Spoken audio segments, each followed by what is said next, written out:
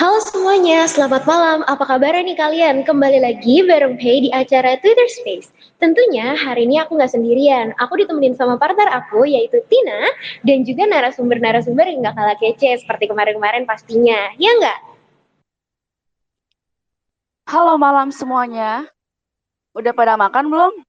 Oh iya, bener banget, Pei. Narasumber malam ini keren banget ya, Pei. Oh iya, sebelum kita sapa narasumber malam ini, aku mau cerita dikit nih, Pei. Selama kita hidup, selalu ada peraturan kan ya? Ya nggak, Pei? Yes, bener banget. Selama ini tanpa kita sadar, peraturan itu udah ada dari kita kecil loh. Peraturan juga bukan hanya tentang yang ada di rumah, namun juga ada peraturan yang dari pemerintah. Misalkan, masyarakat itu wajib mempunyai KTP di saat umur 17 tahun. Oke, jadi pada kesempatan ini kita akan membahas berbagai aspek regulasi yang berkaitan dengan teknologi blockchain, termasuk isu-isu privacy, keamanan, dan juga legalitas. Nah, menurut TaxBuddy, saat ini perkembangan aset kripto di Indonesia terdapat di berbagai macam pemakaian atau use case aset kripto di Indonesia juga terus tumbuh yang didukung oleh berbagai macam aplikasi di atasnya, seperti decentralized finance, NFT marketplace, game play to earn, decentralized wallet, dan juga berbagai use case blockchain lainnya. Namun demikian, masih banyak pelaku bisnis blockchain dan juga kripto, termasuk mengira bahwa regulasi blockchain ada sama dengan regulasi aset kripto. Padahal yang meregulasi blockchain itu merupakan Kementerian Komunikasi dan juga Informatika. Jadi masih banyak yang salah nih. Oke, daripada kita penasaran, mari kita dengarkan pendapat dari para narasumber yang kece-kece banget nih. Dan juga berdiskusi tentang bagaimana sih regulasi dapat membantu meningkatkan efisiensi, transparansi, keamanan dalam proses bisnis, dan juga pertumbuhan dalam industri blockchain, serta tren terkini dalam pengembangan solusi blockchain.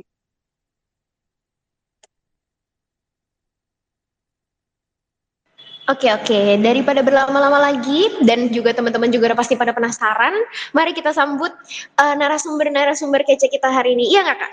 Yang pertama ada Ibu Asih Betul Karnengsi. Halo banget. Bu. Halo, selamat malam Bu Asti. Halo, selamat malam. Aku panggilnya Pei sama siapa nih satu lagi? Sama Tina boleh? Tina. Iya, Bu Asti ya. Oke, salam kenal Pei dan juga Tina. Salam Kalian juga kenal selamat Bu Asti. malam. Halo Bu, salam kenal. Boleh nih Bu, diperkenalkan sedikit tentang background Ibu dan juga kesibukannya apa sekarang ini? Oke, thank you, Pei. Jadi, nama saya Asih dari Asosiasi Blockchain Indonesia. Kita adalah asosiasi yang menaungi teman-teman pelaku industri, terutama spesifik pasti di teknologi blockchain gitu. Di dalamnya ada sangat banyak perusahaan-perusahaan, baik dari crypto exchanges, pengembang teknologi blockchain seperti Vexanium, lalu juga teman-teman di NFT creators kah, NFT community kah, ataupun NFT marketplace. Jadi ada banyak sekali teman-teman pelaku industri di Indonesia yang sudah sangat aktif sehingga perlu wadah untuk menyampaikan aspirasi sehingga ada Asosiasi Blockchain Indonesia. Kesibukannya dua hal aja sebenarnya kalau aku rasa yang menjadi fokus utama di ABI. Pertama adalah advokasi. Jadi kita biasanya menyaring kebutuhan teman-teman industri kayak tadi Faye dan juga Tina udah menyampaikan bahwa ada regulasi itu penting dan lain sebagainya. Nah inilah pentingnya regulasi yang juga harus tepat, tidak hanya ada gitu ya, tapi juga harus tepat. Sehingga ini juga salah satu tugas dari ABI, menaungi, memfasilitasi aspirasi yang ada dari teman pelaku industri, lalu kita buka forum untuk diskusi dengan regulator yang tepat juga. Kedua, kita ngelakuin edukasi, semacam kayak apa yang lagi dilakukan Vexenium, seperti kita melakukan literasi baik itu ke kampus-kampus, atau di acara-acara, atau di podcast, atau di Twitter Space, dan lain sebagainya. Kira-kira itu kalau dari aku. Thank you. Oke, Bu Asti, aku mau tanya lagi nih. Kira-kira Bu Asti, hubungan ABI dengan regulator pemerintah tuh apa ya? Bagaimana kira-kira? Oke, kita itu kan terbentuk dari sejak 2017. Saat sedang hype itu Bitcoin. Bitcoin lagi mencapai titik all time high baru saat itu, record baru, saya lupa di angka berapa, sehingga luar biasa hype gitu ya. Sehingga diskusi terkait kripto itu banyak sudah mulai dibuka oleh pemerintahan. Dalam arti pemerintah sudah mulai concern nih karena sudah harganya tinggi, makin banyak yang menggunakan gitu ya. Sehingga mereka ingin ada regulasi atau pengawasan nih. Nah, gitu. Jadi sejak 2017 kita mulai banyak diskusi, meskipun saat itu kita belum sebagai asosiasi. Jadi teman-teman perkumpulan founding members kita bertemu dengan Kemenko Perekonomian saat itu, sampai akhirnya dibentuklah, disepakati bahwa kripto itu sebagai komoditas ada di bawah Kementerian Perdagangan dan juga Bapepti. Nah, dari sejak saat itu sebenarnya memang diskusi yang banyak kita lakukan yang membuka jalan ya untuk teknologi ini dikenal adalah kripto gitu. Jadi banyak diskusi yang kita lakukan baik dengan Kementerian Perdagangan maupun Bapepti. Dan saat sudah mulai lebih baik, tadi kita bilang bahwa teknologi sudah mulai dikenal nih, bahwa di balik kripto itu ada teknologi yang memumpuni sehingga kripto itu bisa luar biasa berjalan dan lain sebagainya, berkembang. Sehingga sudah mulai dikenal, kita mulai melakukan advokasi tadi. Jadi sebenarnya kalau hukum kita banyak memberikan masukan tidak hanya ke global, tidak hanya ke local regulator, tapi juga ke global regulator yang juga ikut mengawasi, memberikan rekomendasi pengaturan baik itu di aset kripto maupun produk-produk teknologi blockchain gitu. Oke, nah Bu, saya pengen tahu nih tujuan dari ABI atau Asosiasi Blockchain ini tuh sebenarnya apa sih gitu? Oke, berarti aku lebih dalam lagi ya. Jadi kalau tadi aku sebutin ada dua, advokasi dan edukasi, kita tuh sebenarnya tujuannya karena kita adalah non-profit organization. Kita itu fokusnya adalah menyediakan wadah. Jadi teman-teman pelaku industri mereka bisa di luar sana mungkin di market mereka bisa menjadi kompetitor, tapi saat mereka ada di dalam asosiasi mereka punya satu suara, di mana satu suara ini akan kita ajukan bersama ke pihak yang terkait. Misalnya hari ini kan fokusnya kita ngomongin regulation ya. Nah, regulation ini kan sesuatu yang penting gitu. Tapi saya yakin setiap perusahaan punya kepentingan masing-masing gitu. Sehingga dengan adanya asosiasi ini, kita bisa meramu bersama bagaimana masukan ini bisa menjadi satu hal yang memang mendorong kemajuan industri. Tidak hanya kepentingan satu atau dua perusahaan atau pihak tertentu atau golongan tertentu gitu. Jadi asosiasi tujuannya adalah menyatukan suara sehingga teman-teman saat maju tadi ke kementerian terkait itu lebih kuat suaranya karena yang pengalaman kita beberapa tahun belakangan ini sejak 2017 lah. Kalau misalnya teman-teman maju nih ke pemerintahan hanya satu perusahaan, itu mereka biasa, oh cuma satu perusahaan nggak bisa. Bahkan mereka tuh sebenarnya tidak boleh menerima individu atau perusahaan tertentu ke kantor mereka karena nanti takutnya ada semacam konflik kepentingan dan lain sebagainya. Jadi kenapa mereka sangat senang sebenarnya, pemerintah Indonesia sangat senang adanya asosiasi tadi untuk mewakili industri. Jadi mewakili industri itu pertama. Nah untuk edukasi kita tahu bahwa industri ini perkembangannya luar biasa pesat. Kita tahu sekali 2017 ABI itu dibentuk oleh 7 blockchain related companies. Hanya ada 7 blockchain related companies tahun itu. Mereka membentuk Asosiasi Blockchain Indonesia dan saat ini data yang terakhir kita dapat dari Kominfo, kalau teman-teman mungkin tahu, ada namanya kode berusaha yang spesifik digunakan, yang dikeluarkan oleh Kominfo untuk mengklasifikasikan jenis bisnis yang kita lakukan gitu ya, kalau kita punya perusahaan. Nah, jadi KBLI, ada satu KBLI yang sudah dikeluarkan oleh Kominfo, ini untuk pengembangan teknologi blockchain di Indonesia. Nah, data terakhir di tahun 2022, di pertengahan tahun 2022 itu kita dapat ada 569 perusahaan yang menggunakan KBLI tersebut gitu. Nah, berarti di situ kita lihat bahwa perkembangannya sangat rapid. Berarti next step-nya adalah kebutuhan talents nih di Indonesia tuh blockchain talents masih sangat minim gitu. That's why kita melakukan edukasi adalah untuk membantu juga industri ini terus berkembang, berinovasi, ide-ide barunya juga bisa berkembang dengan mengenerate talent dari kampus-kampus dari acara-acara gitu. Jadi itu sebenarnya fungsi, aku rasa fungsi besar daripada asosiasi blockchain Indonesia. Gitu dari aku, Tina. Oke, baik. Terima kasih Bu Asi untuk sedikit penjelasannya tentang asosiasi blockchain dan juga kesibukannya saat ini ya. Oke, Kak Tina. Ada siapa nih selanjutnya narasumber kita? Oke, Pei. Karena saat ini sudah ada Pak Dani Baskara, founder dari Vexanium. Halo, selamat malam Pak Dani. Halo, selamat malam semuanya. Selamat malam juga Bu Asih ya. Dan teman-teman semua yang hadir di sini. Selamat malam. Selamat malam Pak Dani. Oh ya Pak Dani, aku mau tanya nih, mungkin di sini masih banyak yang belum tahu ya Pak Dani. Boleh nih Pak dijelasin sedikit tentang background Pak Dani? Ya, halo, ya selamat malam semua. Mungkin teman-teman di sini kebanyakan dari komunitas Vexanium ya. Cuman bagi teman-teman yang di sini bukan dari komunitas Vexanium, mungkin saya akan jelaskan sedikit ya. Kebetulan saya dan di sini adalah founder dari Vexanium Blockchain. Nah, Vexanium ini adalah public blockchain pertama ya dari Indonesia yang kita proyeknya sudah diinisiasi sejak tahun 2018 dan kita sudah live mainnet dari tahun 2019 hingga sekarang. Dan kita juga salah satu bagian dari member asosiasi blockchain Indonesia ya, dan hari ini uh, sangat luar biasa sekali kita bisa menghadirkan ketua asosiasi blockchain Indonesia yaitu Ibu Asih. Ya, hari ini topiknya kita akan bicara mengenai blockchain regulasi di Indonesia, dan mungkin teman-teman, bagi teman-teman yang ingin bertanya seputar apa itu blockchain, lalu apa itu Vexanium, itu mungkin bisa ditanyakan nanti dia di acara ini ya. Oke. Kalau ini seperti itu. Oke, Pak Dani. Oh iya, Pak Dani. Ngomong-ngomong nih, banyak nih user yang kepo nih tentang update Vexanium di tahun ini. Kira-kira bagaimana, Pak? Ya, oke. Jadi saat ini kita Vexanium tuh lebih fokus di bagaimana kita enabler dengan berbagai macam bisnis ya. Saat ini kan perkembangan industri blockchain dan Web3 ini kan sudah cukup pesat ya di tahun-tahun terakhir ya. Dan kita memang di sini lebih fokus di infrastruktur, dan kita fokus untuk beberapa proyek itu mereka bisa mengintegrasikan blockchain di bisnisnya ya, walaupun melalui Web3 ataupun melalui yang dinamakan Web 2.5 ya. Jadi kita di sekarang ini ada beberapa proyek-proyek yang sedang diintegrasi dengan public blockchain Vexanium ya.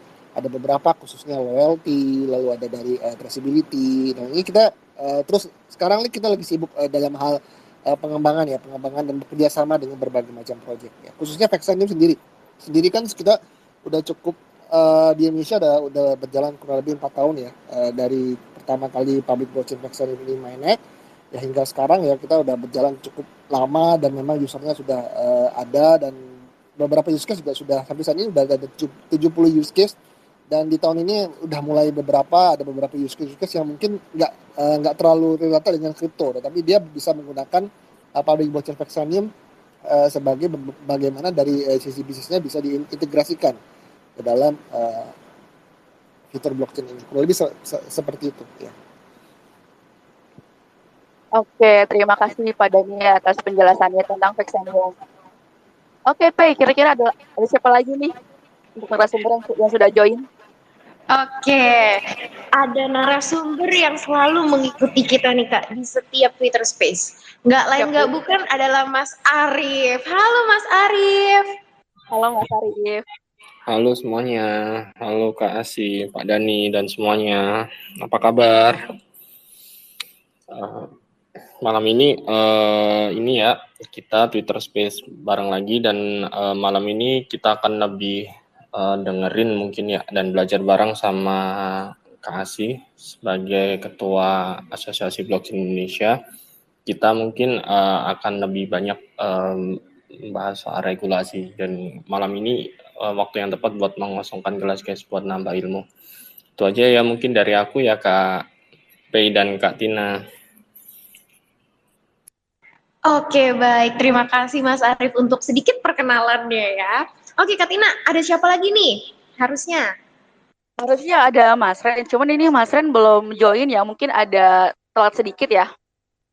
Gimana? Oke, boleh nggak apa-apa. Nanti kita bisa menyusul lah Mas Ren.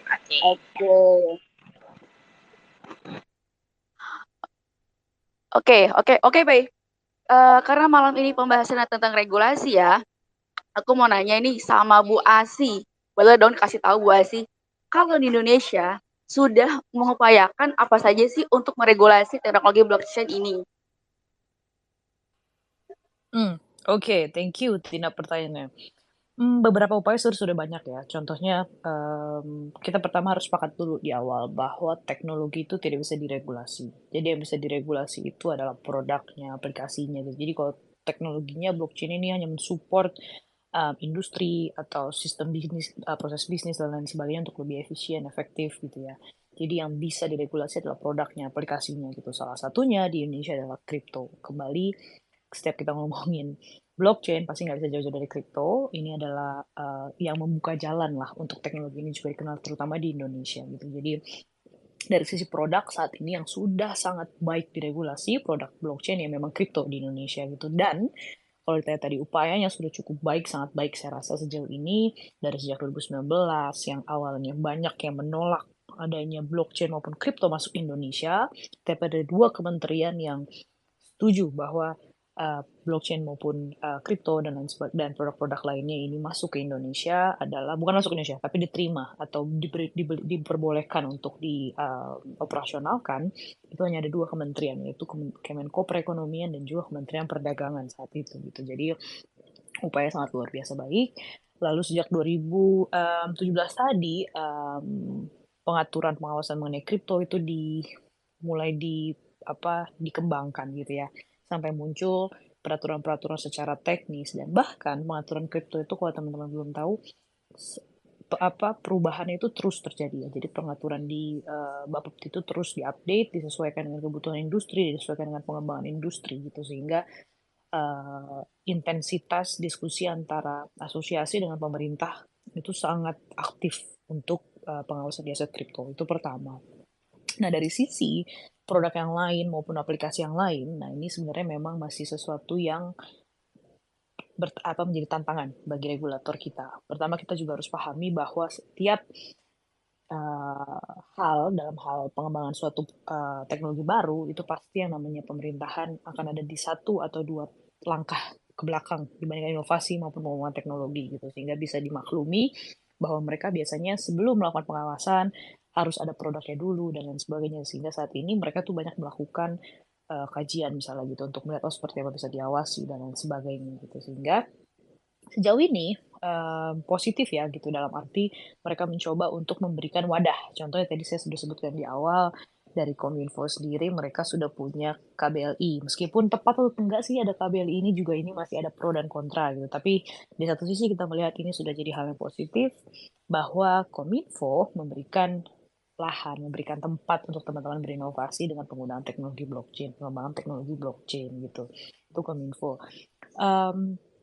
Dan di luar daripada itu pun mereka juga sedang lagi mengembangkan dalam arti melihat dari sisi pelaku bisnis itu seperti apa pengawasannya meskipun kembali masih sangat lambat karena sulit ya mereka tuh untuk bisa mendalami. Contohnya saat ini kita tahu produk-produk yang sedang hype di luar dari kripto tuh di bawah produk blockchain ada NFT lah, ada metaverse, ada dan lain sebagainya yang mereka tuh baru mau belajar tiba-tiba ada tren baru gitu ya. Jadi baru mau ngawasin tiba-tiba ada tren baru gitu. Jadi agak maju dan mundur gitu ya. Sehingga kita membantu memberikan kajian juga, membantu mereka memberikan gambaran seperti apa sih industrinya sedang berkembang, bagaimana pengaturan yang minimal mereka bisa mengawasi, tapi di sisi lain inovasi terus berkembang misalnya gitu. Jadi secara keterbukaan regulator untuk melihat perkembangan daripada teknologi ini, produk-produk maupun aplikasinya itu sudah sangat baik sebenarnya gitu. Tapi memang dari sisi kecepatan memang harus ya dipercepat gitu karena akan banyak tantangan buat teman-teman industri dalam negeri gitu yang ingin berkembang tapi mereka nggak punya rumah nih, nggak punya satu tempat untuk melakukan perizinan misalnya atau misalnya nggak ada tempat untuk mereka bisa punya rumah dalam arti kalau sekarang kan kalau teman-teman crypto exchange mereka bisa terdaftar di Bapepti berarti aman punya data daftar gitu ya. Nah sekarang untuk yang teman-teman yang lain masih sulit gitu, mereka masih bahkan ada beberapa yang punya produk-produk menarik tapi ya mereka nggak bisa secara belum bisa mereka jual atau belum bisa mereka launch karena tadi belum ada rumahnya, belum ada license dan lain sebagainya gitu. Jadi memang masih harus ada dorongan percepatan ini gitu ya sehingga nanti harusnya inovasinya lebih luar biasa besar. Saya yakin kayak Vexanium, Collectible ini kan punya potensi yang luar biasa besar untuk pengembangan, tapi saya yakin juga masih ada hambatan karena tadi regulasi rumah sih, yang paling tepat itu rumahnya untuk bisa dapat pengakuan bahwa kita diakui oleh kementerian ini gitu. Itu dari aku Tina.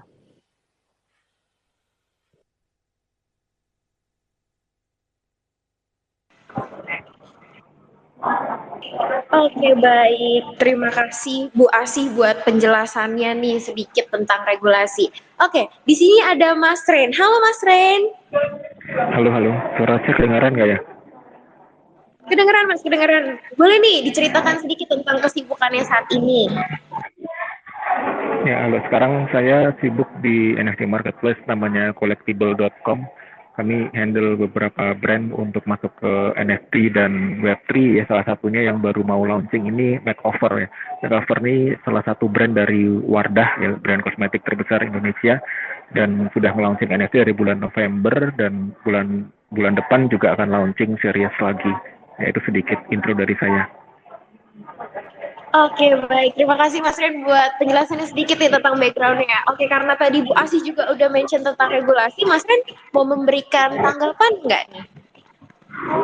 Ya, jadi kalau menurut saya blockchain ini teknologi yang unik yang sebelumnya belum pernah kita lihat ya. Jadi ya kadang ada yang bilang bahwa teknologi itu tidak bisa diregulate, tapi kan belakangan kita lihat kayak PSE itu kan meregulate teknologi juga ya. Ada kan katanya Google harus bikin legal entity di Indonesia gitu ya. Instagram juga sama. Jadi teknologi bisa menurut saya sih bisa diregulate selama itu ada transaksi oleh orang Indonesia atau transaksi dari Indonesia. Menurut saya seperti itu. Nah, blockchain itu sendiri itu setahu saya memang adalah financial layer atau transaction layer natively dari internet. Ya, di mana blockchain itu menyimpan dana, ya seperti bank ya, menyimpan dana, lalu menyimpan data transaksi, juga data login. Ya, jadi aplikasi yang dibangun di atas blockchain, misalnya apa Uniswap di atas Ethereum, itu tidak menyimpan data, tapi yang disimpan di protokolnya. Ya, data, dana semua di protokol. Dan dalam sejarahnya, sepanjang saya tahu, industri finansial dan transaksi itu diregulate secara lokal. By the way, background saya dulu bank, sempat 3 tahun di bank di awal karir saya, dan merasakan sendiri regulasi bank banyak banget gitu ya. Karena apa? Karena menyimpan dana dan data, ya, data login ya, login user gitu. Jadi menurut saya ya, karena ini financial layer, transaction layer itu jadi ada regulasinya. Dan yang kedua adalah karena ada dana di situ, maka diperlukan standar minimum ya. Maksudnya gini, misalnya nih, ini kita ada Felicia ya, misalnya Felicia anaknya ketua partai atau anak presiden gitu ya, bikin blockchain, public blockchain, Felis blockchain. Terus karena networknya Felis ini cukup besar di pemerintahan, itu entah gimana bisa dipakai untuk pemilu ya, atau untuk pencaratan tanah ya. Tetapi ternyata minernya cuma ada 5 ya, Felicia dan teman-temannya sendiri. Nah, itu kan kalau tidak diregulasi dengan ada standar minimum, kayaknya kok agak beresiko ya untuk digunakan. Jadi level security-nya juga beda-beda gitu, level teknologi beda-beda. Jadi menurut saya perlu ada regulasi karena kita butuh standar minimum. Ya, pendapat saya sih seperti itu ya. Oke, baik. Terima kasih Mas Ren untuk tanggapannya. Nah, aku mau tanya lagi nih karena udah mention soal KBLI. Menurut Mas Ren nih, kalau sebuah perusahaan teknologi ataupun industri lainnya itu masih belum mengupayakan KBLI-nya, apakah ada konsekuensi khusus yang akan didapatkan atau gimana ya? Itu kayaknya pertanyaan untuk ke Mbak Asih yang lebih sering ketemu regulator ya.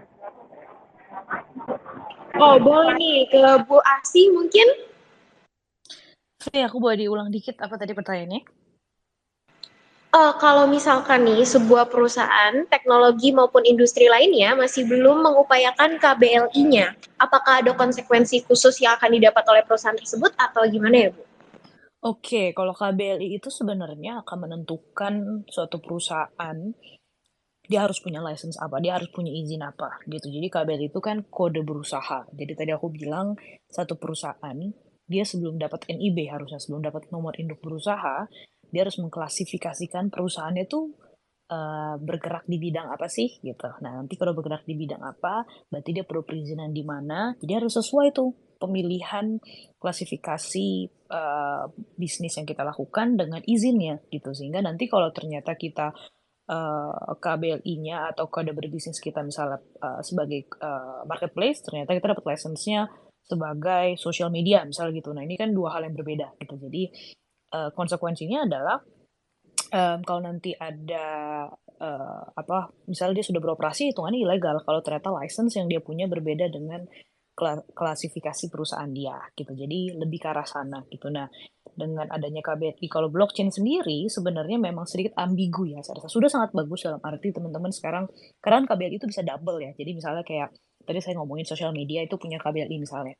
Terus KBRI-nya setelah udah sosial media sebagai core bisnis, dia nambah lagi satu KBRI-nya yaitu KBRI Blockchain 62014, tujuannya supaya memberikan info lah, dalam arti bahwa untuk ke Kominfo bahwa selain di sosial media dia juga menggunakan atau berbasis blockchain misalnya gitu ya. Jadi bisa double sebenarnya memang KBRI ini gitu. Jadi dalam arti pro kontranya adalah bahwa membingungkan buat para pengusaha yang misalnya dia punya core bisnis yang sudah ada KBLI-nya gitu. Core bisnisnya misalnya tadi saya bilang perbankan kah, layanan jasa keuangan kah, sudah ada dia KBLI-nya, tapi karena dia menggunakan blockchain jadi harus double nih KBLI-nya gitu. Tapi nggak apa-apa, saya rasa sejauh ini masih tidak masalah selama ini kan tujuannya memfasilitasi gitu. Tapi saya setuju juga sama Pak Ren bahwa yang harus saya klarifikasi adalah teknologinya tidak bisa diregulasi, tapi memang betul aplikasinya. Contohnya seperti kayak Google, mungkin saya nggak tahu mereka diklasifikasikan sebagai apa, search engine kah, lalu ada Facebook sebagai sosial media kah, atau apa.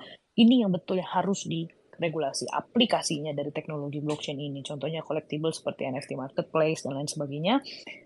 Aplikasi ini yang harusnya diberikan wadah pengawasan supaya tadi mereka bisa punya license dan bisa berkembang, tidak hanya sebatas KBRI. Karena kalau KBRI tadi saya bilang hanya mengklasifikasikan sebuah proses bisnis gitu kan, tapi tidak memberikan izin atau tidak memberikan license bahwa perusahaan ini legal untuk dijalankan di Indonesia gitu. Paling kalau saat ini teman-teman banyak yang akhirnya kalau punya sistem elektronik ya ke Kominfo sebagai PSE gitu kan, sebatas itu gitu. Jadi masih sangat terbatas gitu. Itu dari aku. Oke, baik. Terima kasih Bu untuk penjelasannya. Nah, aku mau kilas balik sedikit nih tentang tema kita kan regulasi nih.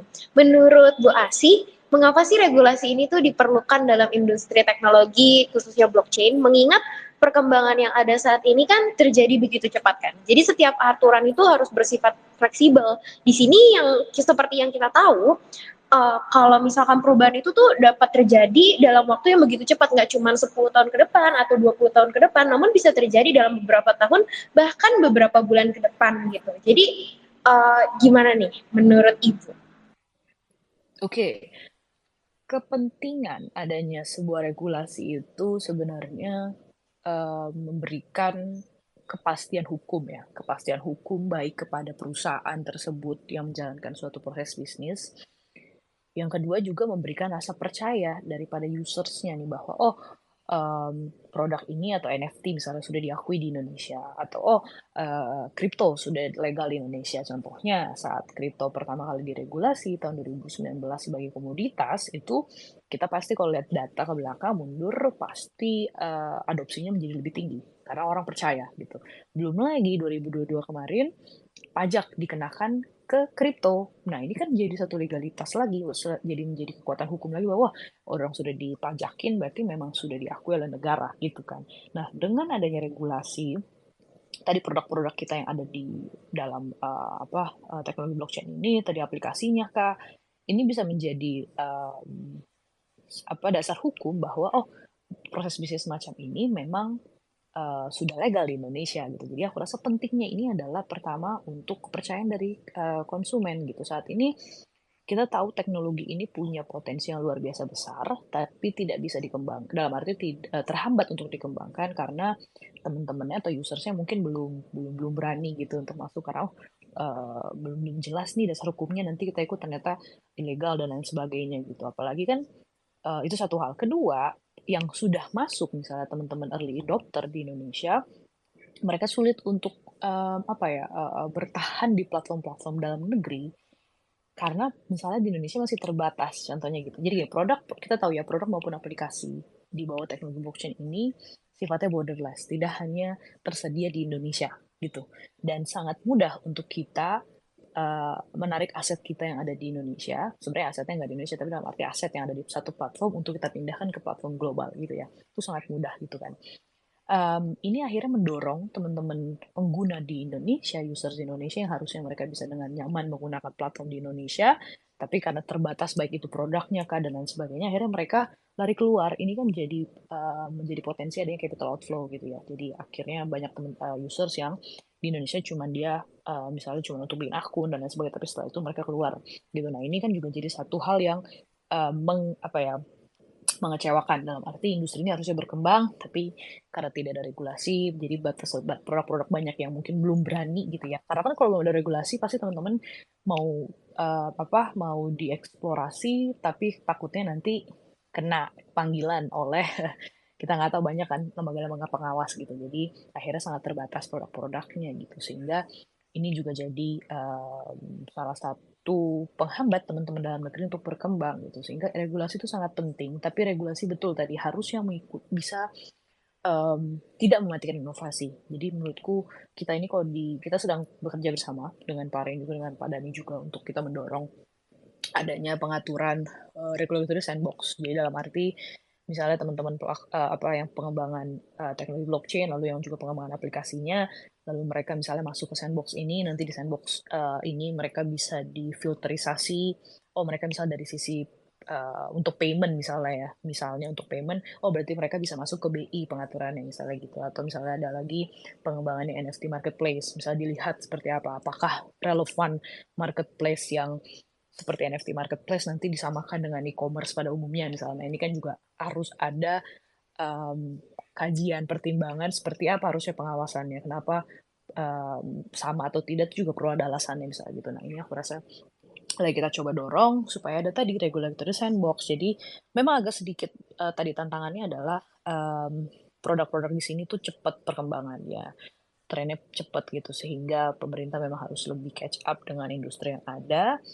Makanya harus agile regulasinya. Jadi sejauh ini kita melihat regulatory sandbox adalah tempat yang tepat. Jadi teman-teman yang lagi inovasi, minimal mereka udah punya rumah. Jadi kalau tanya kalian ininya apa? Oh kita udah jadi bagian dari sandbox ini gitu kan. Jadi mereka bisa berkolaborasi dengan pihak luar. Contohnya gini, kalau misalnya kayak NFT marketplace, pasti kan mereka saat mau membeli kita sebagai user, kita mau membeli sebuah NFT, berarti kita harus mungkin ada deposit dulu dalam bentuk rupiah.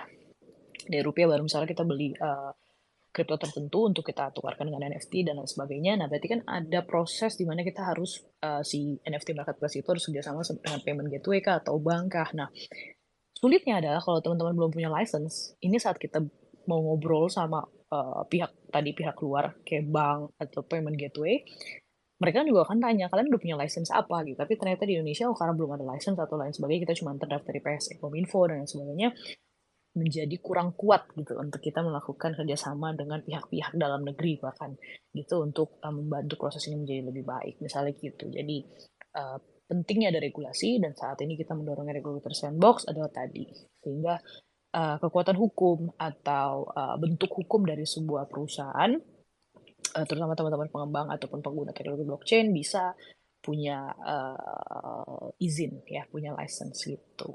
Itu yang menjadi penting adanya pengawasan dan juga regulasi di Indonesia. Gitu, P. Oke, baik. Terima kasih banyak Bu untuk jawabannya. Jelas banget, lengkap gitu. Oke, boleh nih Pak Dani mau menanggapi?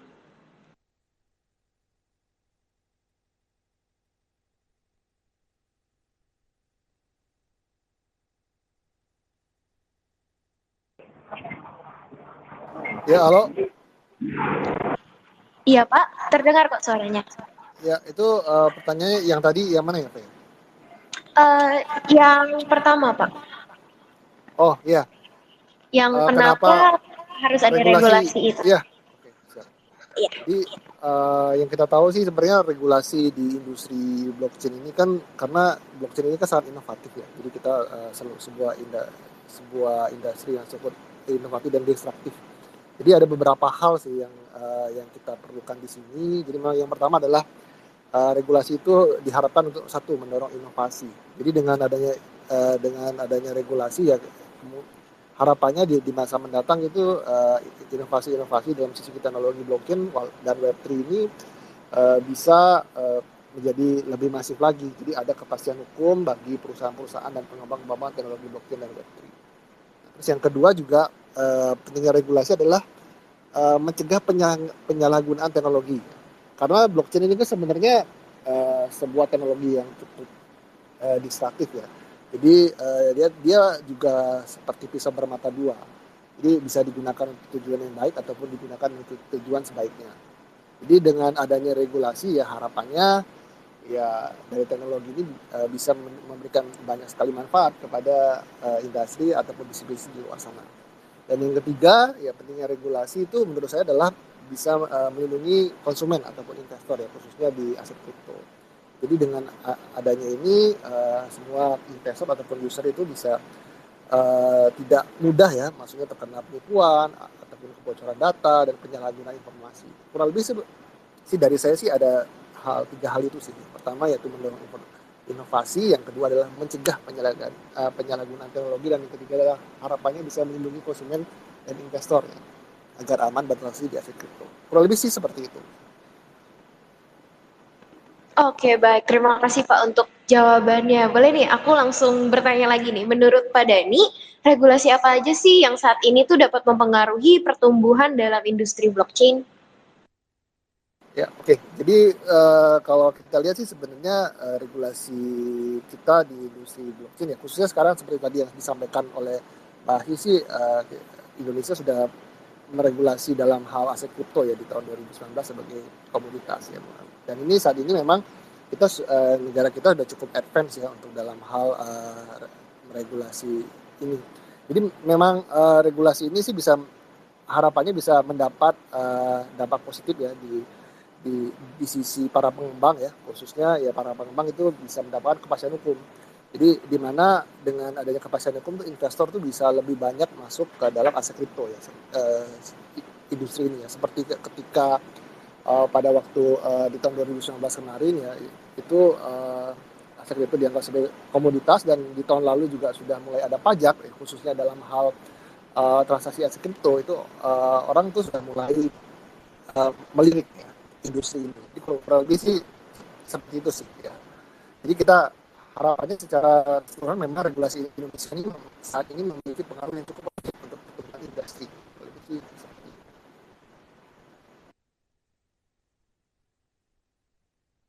Oke, thank you Pak Dani atas penjelasannya tentang regulasi. Oh ya, aku mau tanya nih sama Mas Ren. Menurut Mas Ren, apakah ada tambahan dari segi regulasi pada pertumbuhan di dalam industri blockchain?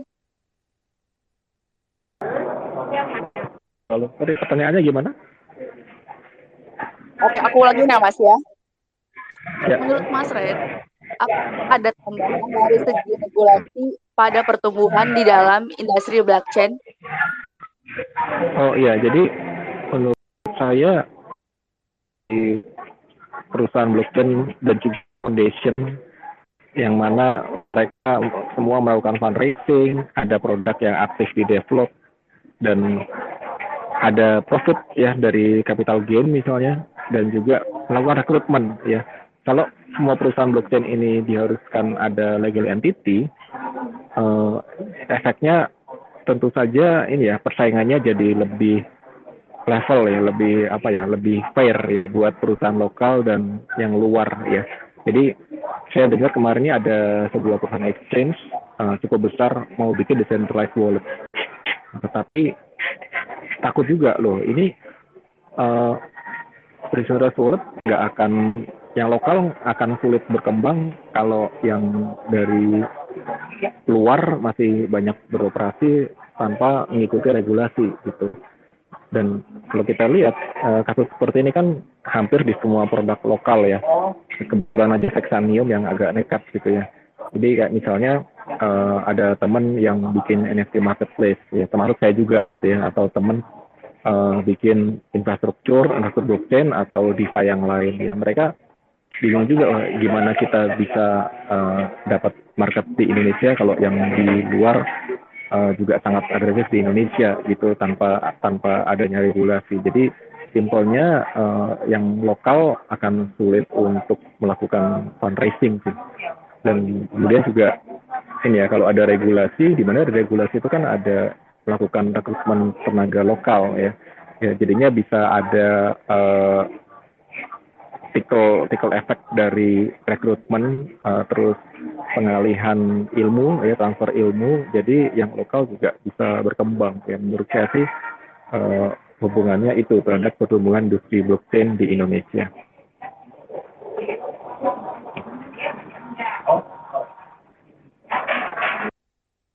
Oke, baik. Terima kasih Mas Ren untuk jawabannya. Aku mau nanya lagi nih ke Bu Asi.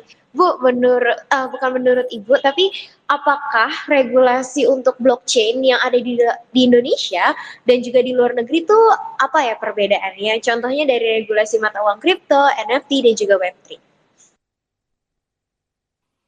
Oke, sebenarnya memang kita nggak bisa samain ya regulasi di dalam negeri maupun di negara-negara lain gitu karena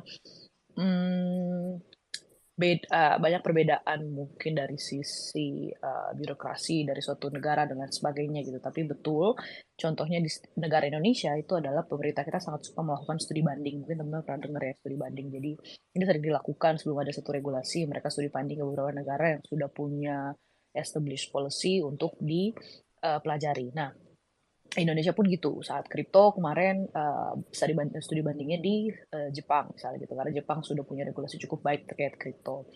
Nah, kalau di Indonesia sendiri saat ini kalau ditanya perbedaannya ada yang sama saya rasa ada yang contohnya kan kalau di Indonesia saat ini ya masih sebagai komoditas kripto misalnya. Nah, kalau di luar negeri di berbagai negara contohnya ada yang di US itu sebagai security, adanya pun ada di bawah SEC gitu misalnya, jadi berbeda.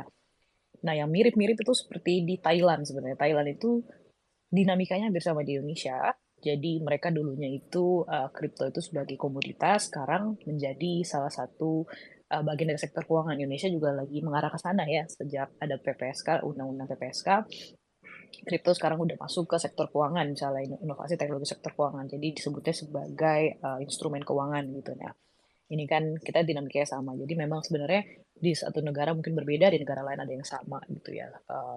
Tapi mungkin yang untuk memberikan gambaran adalah secara global itu sudah ada sebenarnya berbagai jenis global institution yang memang dipercaya oleh UN United Nations misalnya untuk memberikan masukan rekomendasi terhadap pengaturan dari berbagai jenis produk lah dalam arti produk adalah tidak hanya fokus ke aset kripto gitu tapi karena kita tahu aset kripto lalu juga tadi ada NFT dan lain sebagainya yang saat ini menarik perhatian dan banyak users ya ini yang penting ya banyak usersnya ya gitu sehingga regulator itu melihat bahwa ini penting untuk diawasi tadi ya sehingga contohnya yang saat ini institusi global yang mengeluarkan rekomendasi pengaturan misalnya seperti di Financial Action Task Force. Sebenarnya Financial Action Task Force ini kan tujuannya harusnya tuh mereka lebih fokus ke anti money laundering dan juga anti terrorism funding misalnya. Nah, tapi karena aset kripto ini juga kita tahu banyak menjadi tidak dalam arti kalau dari secara data ada yang menggunakan sebagai tadi untuk pencucian uang dan lain sebagainya gitu sehingga FATF mengeluarkan rekomendasi pengaturan terkait anti money laundering dan juga terrorism funding untuk aset kripto sehingga di Indonesia contohnya Bapepti mereka mulai menerapkan travel rules jadi setiap ada transaksi lebih dari 1.000 US dollar itu berarti harus diketahui siapa yang pengirim wallet pengirimnya dan siapa wallet penerimanya gitu. Jadi tadi untuk sebagai bentuk mitigasi. Nah, itu satu. Lalu di luar dari itu ada lagi juga Financial Stability Board. Bayangkan ini adalah badan yang memang fokus untuk memberikan rekomendasi untuk stabilitas finansial sebuah negara gitu ya. Maksudnya negara global gitu secara luas gitu. Nah, FSB pun tadi udah disebutin nih sama Pak Rain bahwa ada satu platform mereka mau bikin decentralized wallet dan lain sebagainya. Dan ini kan kalau kita ngomongin decentralized platform ini tuh sampai saat ini masih sering disebut unregulated kan, masih sangat bebas luas dan sangat riskan juga banyak risikonya gitu kan. Sehingga di Financial Stability Board pun mereka mulai melihat ada kecenderungan tersebut, mereka sedang mendrafting rekomendasi pengaturan untuk decentralized finance misalnya sekarang DeFi gitu. Nah ini kan juga jadi salah satu upaya mereka untuk memberikan pengaturan gitu ya, pengaturan negara-negara gitu ya. Dan jadi saya lihat dua lembaga ini mencoba untuk memberikan harmonisasi karena tadi produk di teknologi blockchain itu kan borderless.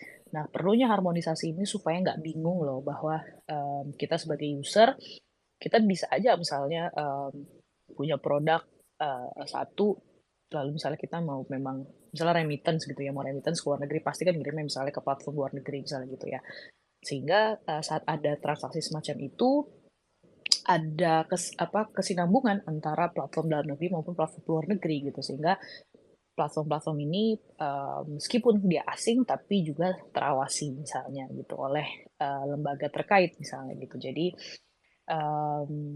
perbedaan itu pasti ada gitu ya, tapi dengan ada lembaga-lembaga internasional ini harapannya minimal ada harmonisasi tadi gitu, sehingga ada keterkaitan antara satu lembaga dengan lembaga yang lain. Karena kita tahu bahwa semangat dari teknologi dan desentralisasi, tapi tetap desentralisasi ini kan perlu adanya apa ya, pengaturan yang tepat gitu ya, pengaturan baik itu regulasi maupun ada konsensus lah. Saya rasa harus konsensus ya. Desentralisasi yang kita diskusikan juga adalah desentralisasi yang ada konsensusnya, sehingga bisa terbentuk suatu ekosistem yang tertib ya. Mungkin yang harus dipentingkan itu tertib. Jadi meskipun desentralisasi, tapi ada kesepakatan di situ gitu. Jadi berbeda, tapi tadi harmonisasi aku rasa ini lagi dicoba dibentuk oleh banyak lembaga internasional ini. Gitu dari aku.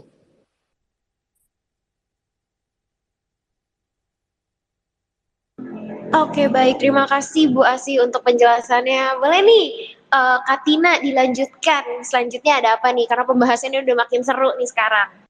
Iya, benar banget. Oke, kita lanjut ya, Pak, ke pembahasan selanjutnya. Ngomong-ngomong soal peraturan, aku mau tanya ini kepada Dani.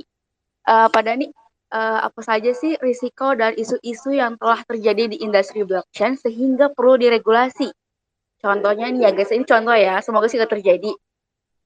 Contohnya seperti mengamankan data nasabah atau mencegah tindak money laundering. Ya, oke. Ya, selamat malam ya. Jadi kalau menurut saya sih memang ada beberapa poin-poin yang mungkin kenapa industri ini perlu diregulasi ya. Dan kita tahu memang industri blockchain ini merupakan industri yang masih relatif baru ya, dan dalam pengembangan ya, dan perkembangannya pesat sampai hari ini. Jadi memang ada beberapa isu-isu sih. Yang pertama sih keamanan sih. Ini yang paling penting. Jadi memang seperti kita tahu bahwa sifatnya blockchain ini kan memang decentralized ya. Jadi memang walaupun sebenarnya kita memegang data sendiri, tapi memang ada beberapa resiko-resiko yang seperti keamanan ini yang cukup menjadi concern ya, seperti hacking, lalu penipuan. Nah, penipuan juga seperti phishing dan sebagainya macam, lalu ada kebocoran data. Jadi memang diperlukan hal seperti ini ya, untuk melindungi pengguna ya khususnya. Jadi untuk, dan juga itu bisa mendorong para developer itu dan para pengembang itu menciptakan sistem keamanan yang lebih baik. Dan yang kedua ini juga perlindungan konsumen ya. Jadi memang ini bagaimana kita bisa melindungi data dari nasabah ya khususnya. Jadi memang saat ini kan memang kalau di industri blockchain ini yang menyimpan data nasabah sih ada di exchanger ya, central exchange. Jadi memang ini juga perlu diregulasi untuk melindungi data-data konsumen ya. Jadi menjamin keamanan dari data mereka. Dan yang ketiga juga kestabilan pasar. Jadi memang di kripto ini, industri kripto ini kan memang itu pasarnya sangat volatile. Jadi memang ya kita tahu ya. Jadi ini perlu dengan resikonya cukup tinggi. Jadi memang ini juga perlu menjadi sorotan. Ya, jadi selanjutnya adalah pengaturan industri-industri yang berkembang sangat pesat. Jadi memang di industri blockchain dan Web3 ini selama setiap tahun itu pasti selalu ada saja inovasi-inovasi baru. Jadi memang gimana dari inovasi yang ada ini bisa diikuti dengan aturan-aturan yang ada. Jadi harapannya sih dengan regulasi yang tepat industri blockchain ini bisa berkembang lebih stabil, lebih aman dan lebih teratur. Jadi memang kita butuh perhatian yang serius sih dari para regulator untuk industri ini. Ya, kurang lebih sih dari saya pendapatnya seperti itu.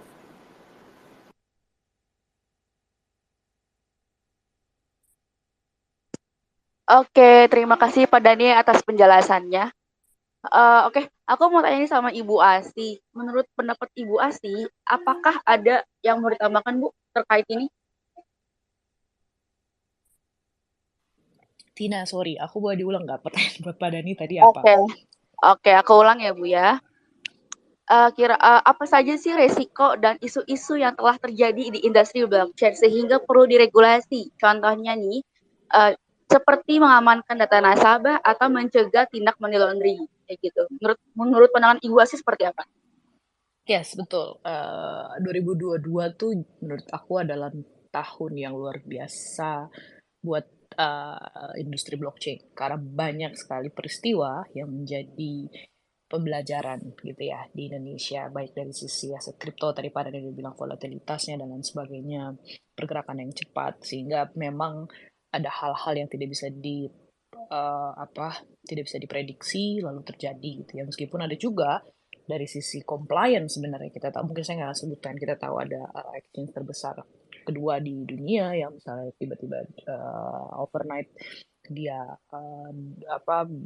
bangkrut dan lain sebagainya, tapi itu kan karena isu compliance misalnya, sehingga ini menjadi pembelajaran juga di Indonesia misalnya, jadi oh berarti pengawasan yang ketat dalam arti memitigasi banyak resiko tadi itu dilakukan di Indonesia, sehingga jika ada hal-hal tadi itu terjadi harusnya bisa dimitigasi karena dari sisi compliance kan seluruh crypto exchange Indonesia tuh mereka memberikan laporan misalnya ke Bapak itu secara reguler gitu kan. Nah itu satu hal. Lalu banyak isu lain, contohnya isu-isu seperti Terra Luna, kita tahu ya, disebutnya sebagai stable coins, tapi kok nggak stable gitu misalnya. Dan ini kan kita tahu bahwa ini adalah isu teknikal gitu kan, bahwa dari sisi algoritma dan lain sebagainya yang sebenarnya bisa diprediksi dalam arti teman-teman yang memahami, saya yakin ini sebenarnya bisa diprediksi karena dia tidak secara langsung pegged ke USD misalnya gitu kan, sehingga terjadilah hal ini misalnya gitu. Jadi pembelajaran luar biasa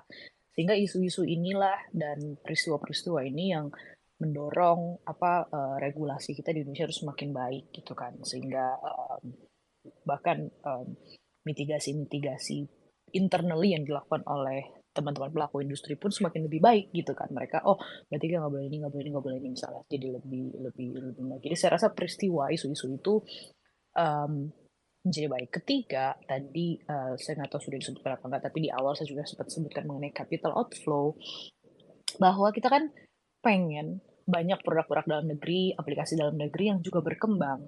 Jadi nanti kan teman-teman ini kan arahnya saat ini sudah semi decentralized, lalu next kan akan mau Web3 dong, harusnya pengen yang benar-benar decentralized gitu kan, sehingga bisa berkembang lebih baik lagi, bisa bersaing gitu kan. Nah, daya saingnya ini menjadi isu saat ini karena tadi nggak ada rumahnya gitu. Jadi tadi pengembangan produk, pengembangan aplikasinya tuh sulit karena daya saing tadi, kita udah rumahnya nggak ada, license-nya nggak ada, users jadi nggak percaya untuk pakai platformnya, jadi mereka akhirnya keluar untuk belanja gitu kan. Nah ini mengkhawatirkan gitu, sehingga isu ini juga yang membuat perlu ada regulasi gitu ya.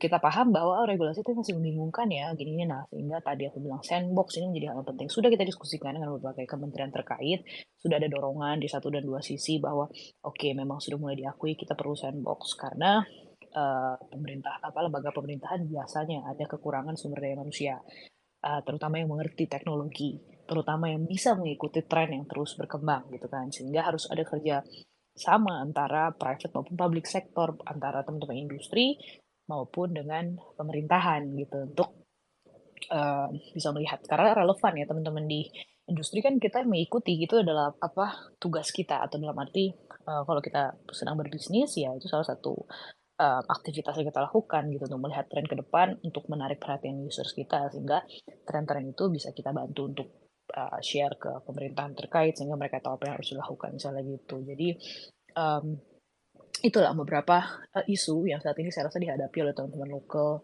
dan ini juga kita diskusikan bersama Pak Ren, Pak Dani, bahwa memang sudah makin sulit nih kita berkembang karena tadi saingan kita tuh tidak hanya di Indonesia teman-teman, saingan kita itu di market global, dan mereka luar biasa besar, mereka luar biasa gampang diakses.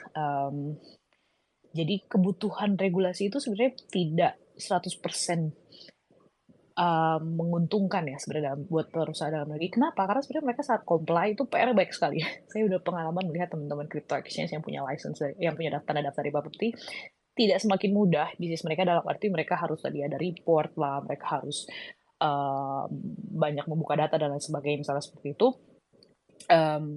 Tapi satu sisi tadi, selama mereka punya legalitas, mereka merasa lebih baik, punya daya saing gitu kan. Jadi sebenarnya kebutuhan regulasi ini untuk seharusnya dilihat dari sisi memberikan menjadi sesuatu yang ideal untuk tidak hanya regulator tapi juga untuk pelaku industri dan juga untuk users kita sebagai individu gitu. Jadi secara luas itu sih menurutku kenapa regulasi ini jadi sangat penting gitu.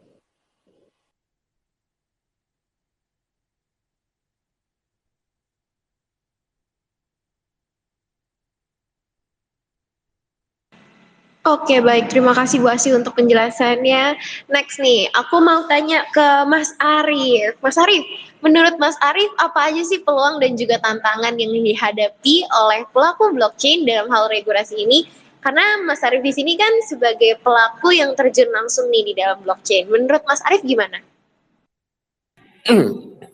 Ya, suara saya kedengaran ya, Pi ya? Tes. Ya. Terdengar kok Mas, tenang aja. Jelas sekali Mas.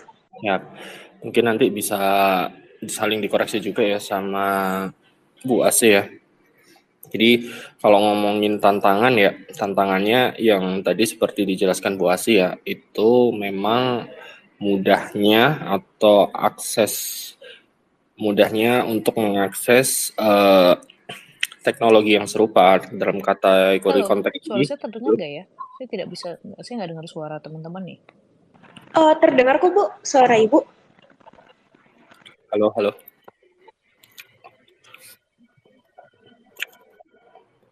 Oke, aku lanjut ya. Boleh, Ya, Mas Arif. kalau ngomong dari tantangannya yaitu yang pertama, tantangannya ini kalau kita ngomong dalam konteks industri lokal, yang pertama adalah mudahnya teknologi yang serupa yang dari luar itu diakses juga oleh yang di dalam. Memang secara kategori blockchain ini memiliki sifat borderless atau decentralized. Tapi di sini kita melihat dari sisi regulasi atau dari sisi dukungan, kita melihat hampir perlakuannya itu mungkin agak sedikit berbeda ya. Misalkan kalau ngomong untuk platform public blockchain yang lokal atau yang luar, dari sisi akses itu hampir sama, jadi tidak ada permasalahan. Jadi let's say mungkin di sana tantangannya adalah bagaimana salah satu cara untuk mengedukasi antara konsumen ataupun para pelaku yang terlibat di industri ini untuk bagaimana bisa, misalkan mereka punya produk dari blockchain, entah itu turunannya, itu bisa memasarkannya ke lokal. Jadi aku melihatnya di sini ada gap yang pertama ya. Jadi orang lokal aja mau memasarkan produk mereka ke market lokal aja itu udah sangat jauh gapnya. Ini kalau kita melihat tantangannya, yang walaupun kita juga melihat dari satu sisi, dari sisi tantangan ini ada juga peluangnya. Peluangnya kalau kita melihat sebetulnya industri ini sebetulnya masih sangat baru. Tapi ya itu tadi, karena kita melihat dalam industri ini tuh masih sangat sedikit beberapa yang bisa success story yang dari lokal itu membuat sebetulnya para pemain baru atau para pelaku industri blockchain yang baru itu sebetulnya bisa dikatakan ini masih lahan yang sangat menjanjikan potensinya. Tapi let's say itu balik lagi ya. Jadi mungkin malam ini mungkin nanti kita bisa discuss juga sama Bu Asih terkait hal ini, terkait regulasi. Sebetulnya banyak sekali yang pengen kita diskusikan, cuma mungkin kita ngikuti poin-poinnya aja ya. Seperti itu Kak Tina sama Kak Pei.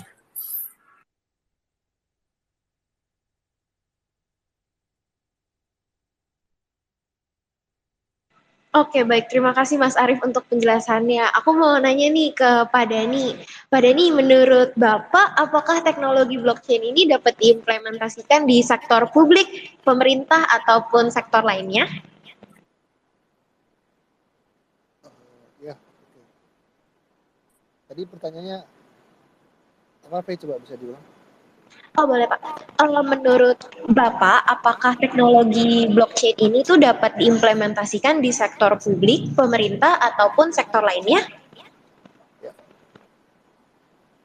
ya ini teknologi blockchain ini memang sebenarnya kita tahu sangat banyak sekali yang dirubah ya. Jadi memang teknologi ini kan hadir untuk merubah banyak hal. Ya. Jadi memang selama perjalanannya lebih dari 10 tahun, ya, saat ini memang teknologi ini sudah mulai bisa diterapkan di beberapa di sektor publik dan ataupun pemerintahan. Jadi memang ada beberapa kategori-kategori yang bisa digunakan dengan menggunakan teknologi ini.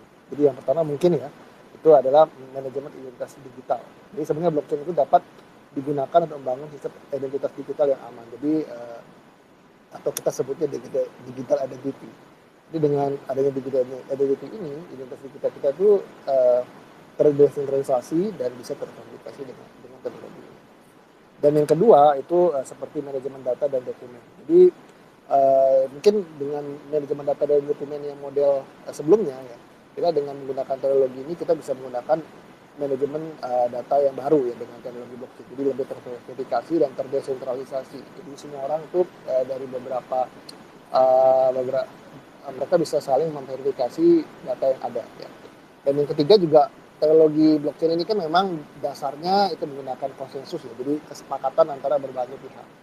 Jadi sangat bagus sekali jika diterapkan dalam hal seperti pemilu, lalu pemilihan untuk voting. Jadi memang secara infrastruktur memang blockchain itu diciptakan untuk hal-hal seperti itu. Jadi jika menggunakan pemilihan umum mungkin di masa mendatang ya, saya percaya bahwa pemilihan umum itu pasti menggunakan teknologi ini. Ya, mungkin saat ini mungkin belum, tapi di masa mendatang pemilihan umum yang menggunakan teknologi blockchain itu sudah sangat jadi benar-benar dia pemilihan umum itu akan terjadi dengan lebih aman, lebih transparan, lebih terdesentralisasi. Jadi memang ini di masa mendatang itu saya yakin ya pasti akan terwujud ya. Dan selanjutnya juga manajemen logistik ya, khususnya di traceability. Saat ini memang logistik itu sangat bagus sekali jika menggunakan teknologi ini. Jadi saat ini juga kita dari Voxanim ada salah satu company ya, mereka lagi mendevelop traceability ya, menggunakan teknologi ini. Jadi dengan adanya teknologi blockchain ya kita bisa membuat manajemen logistiknya lebih baik.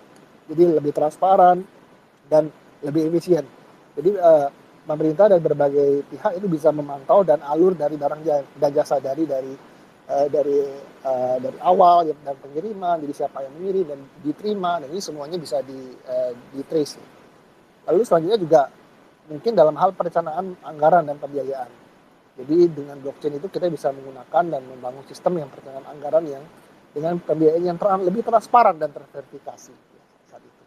Jadi memang implementasi blockchain di sektor publik ini ataupun di pemerintahan itu memang memberikan banyak manfaat. Manfaatnya itu yang pertama tadi saya sampaikan itu transparansi. Jadi manfaat kedua adalah keamanan, yang ketiga adalah efisiensi.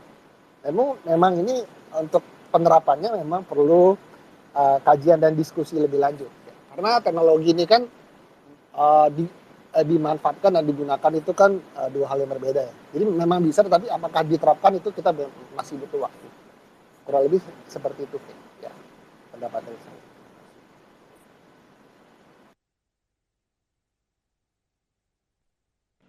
Oke, baik. Terima kasih Pak Dani untuk penjelasannya. Boleh nih, Kak Tina, dilanjutkan aja.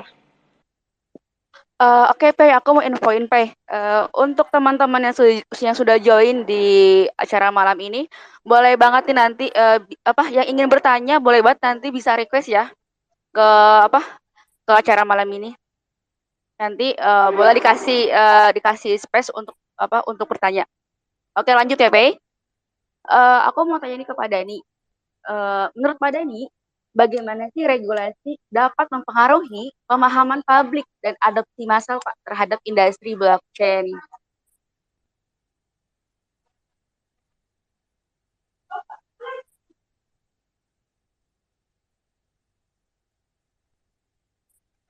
Halo Pak Dani.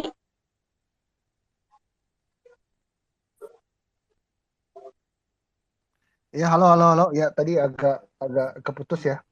Oke, oke, mungkin aku ulang ya Pak pertanyaannya ya. Ya, oke. Oke. Menurut Pak Dani nih, bagaimana sih regulasi dapat mempengaruhi pemahaman publik dan adopsi massal terhadap industri blockchain, Pak? Ya, oke.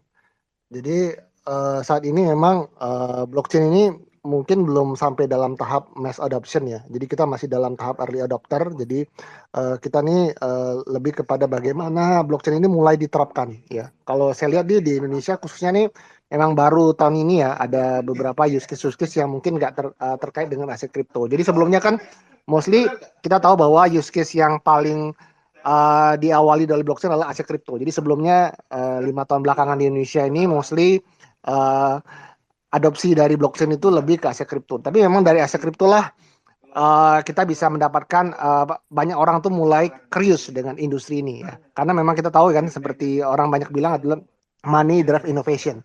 Jadi dengan adanya banyak orang tuh mendapatkan hasil yang besar di kripto, itu banyak orang tuh mulai tertarik dengan industri ini. Memang saat ini memang penerapan blockchain ke mass adoption masih sedikit ya. Khususnya saat ini memang lebih ke masih ke arah di mana penggunanya masih early adopter. Jadi kita masih butuh beberapa use case yang menarik dan bisa diterapkan di berbagai macam industri. Kalau menurut saya sih seperti itu. Ya. Baik, thank you Pak Dani atas penjelasannya. Oke, lanjut ya. Aku mau tanya ini ke Mas Ren. Menurut pendapatnya Mas Ren, kira-kira apakah ada tambahan, Mas? Tambahan tentang apa ya? Tentang regulasi apa sih yang mempengaruhi pemahaman publik dan adopsi massal terhadap industri blockchain? Oke, jadi adopsi massal itu kan butuh programmer ya, butuh programmer yang bisa melakukan itu gitu. Nah, menurut saya regulasi sangat dibutuhkan sih, karena jangan sampai para programmer ini belajar teknologi yang mana ternyata 2 atau 3 tahun lagi itu dianggap ilegal misalnya, atau tidak mengambil lisensi teknologinya, tidak mau mengambil lisensi karena mungkin lebih mudah ngajarin user pakai VPN ketimbang ngambil lisensi. Nah, ini sangat perlu dihindari ya, dimana kita kan sudah perlu ngajarin ke programmer muda dari sekarang ya tentang teknologi blockchain ya. Jangan sampai 3 tahun lagi kalau kelamaan nunggu ternyata dianggap ilegal, akhirnya ya mereka udah terlanjur bisanya itu gitu. Nah, jadi untuk adopsi massal menurut saya regulasi sangat dibutuhkan sih, supaya ada kejelasan para programmer ini belajarnya apa gitu. Itu menurut saya sih seperti itu ya.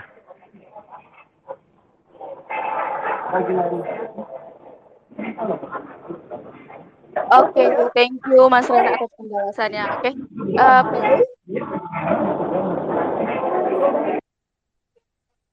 Pei, mungkin bisa dilanjut, Pei? Oke, baik. Aku mau nanya ke Bu Asih nih, kita sedikit mundur sedikit ke pertanyaan yang tadi. Kalau tadi kan apakah bisa diimplementasikan? Nah, aku mau nanya nih ke Bu Asih, apakah teknologi blockchain dapat membantu memecahkan masalah di sektor pemerintahan atau publik? Dan seperti apa sih contoh use case yang bisa kita gunakan, Bu? Yes, tadi sebenarnya udah di-share sama Pak Dhani banyak banget contoh-contohnya ya. Dan di Indonesia tuh eksplorasi ini udah kita coba lakukan cukup lama gitu untuk kita dorong. Karena kalau tadi ngomongin mass adoption juga, kalau di Indonesia ada pilot project aja yang di-endorse oleh pemerintah dalam arti dilakukan oleh satu kementerian tertentu, ini mungkin saja bisa ada mass adoption dalam arti mulai banyak. Karena contoh gini, sekarang kita tahu blockchain tuh udah mulai banyak dikenal.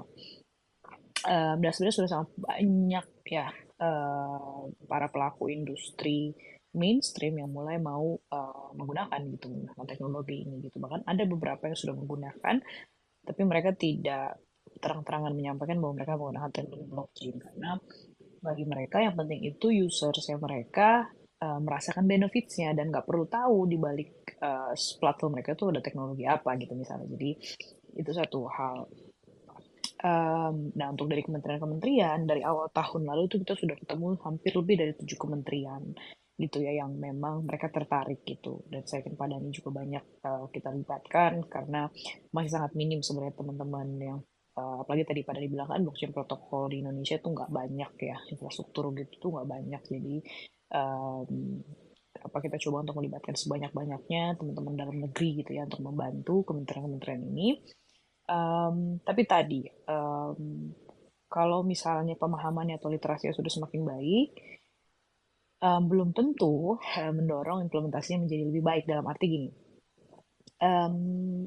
misalnya kita paham bahwa tadi Pak Dhani bilang traceability-nya, transparansinya dan lain sebagainya gitu ya, dan desentralisasinya. Tapi belum tentu pemerintahan atau kementerian kita di Indonesia itu membutuhkan itu. Dalam arti membutuhkan dalam arti belum tentu mereka terbuka dengan transparansi, belum tentu mereka terbuka dengan desentralisasi. Saat ini mereka masih tetap berpikir bahwa data daripada misalnya masyarakat ya pengennya harusnya terpusat, tidak terdesentralisasi misalnya gitu ya. Jadi pemahaman mengenai suatu teknologi, literasi mengenai suatu teknologi belum tentu juga mendorong pada implementasi gitu ya. Jadi ini juga satu hal bahwa harus dipahami secara mendasar bahwa teknologi ini kan tujuannya adalah untuk efisiensi, efektivitas. Yang pasti kita menggunakan suatu teknologi itu untuk mempermudah suatu aktivitas, mempermudah suatu proses gitu ya.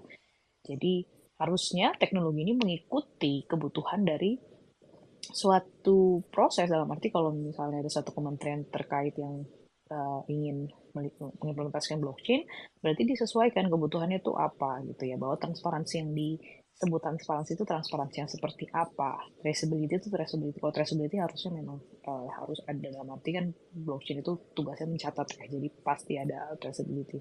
Jadi dari si transparansi, desentralisasi pun seperti apa, ini semua kan bisa disesuaikan kan kebutuhannya gitu ya. Jadi kalau tadi tanya potensinya di public governance ya, dalam arti sekarang services yang ada di pemerintahan itu sangat memungkinkan gitu ya. Tapi saya juga mungkin menambahkan dari pertanyaan sebelumnya, teknologinya mumpuni ya, hampir seluruh, saya rasa kok sering banget Abi itu dapat pertanyaan misalnya kalau kita ada isu ini bisa gak ya diselesaikan pakai blockchain, jawabannya pasti bisa misalnya gitu, karena seluruh isu-isu itu bisa aja diselesaikan pakai blockchain. Tapi yang juga harus kita mulai rubah perspektifnya adalah apa urgensinya menggunakan teknologi ini gitu. Jadi jangan sampai kita hanya satu kementerian atau satu perusahaan menggunakan teknologi blockchain hanya karena sedang hype atau karena katanya bagus ya, terkenal ya, atau karena apa dan lain sebagainya. Tapi memang harusnya tadi mendorong adanya efisiensi yang lebih baik, mendorong adanya efektivitas yang lebih baik, sehingga menjadi lebih baik lagi suatu proses kan gitu. Jadi terbalik, pertanyaannya adalah urgensinya apa menggunakan teknologi ini gitu. Sehingga kalau tadi kata Pak Dhani memang harus dikaji lebih jauh seperti apa. Bahkan tadi teknologi yang seperti apa, protokol seperti apa yang digunakan, seperti apa nanti implementasi realnya, use case-nya seperti apa. Nah ini memang harus disesuaikan gitu. Jadi tidak hanya semata-mata kita mau implementasi ini karena teknologinya udah terkenal banget, teknologinya sudah baik digunakan oleh teknologi raksasa gitu ya, perusahaan-perusahaan raksasa seperti misalnya kayak ada Elon Musk, kita tahu ya perusahaannya misalnya mereka seperti dan sebagainya.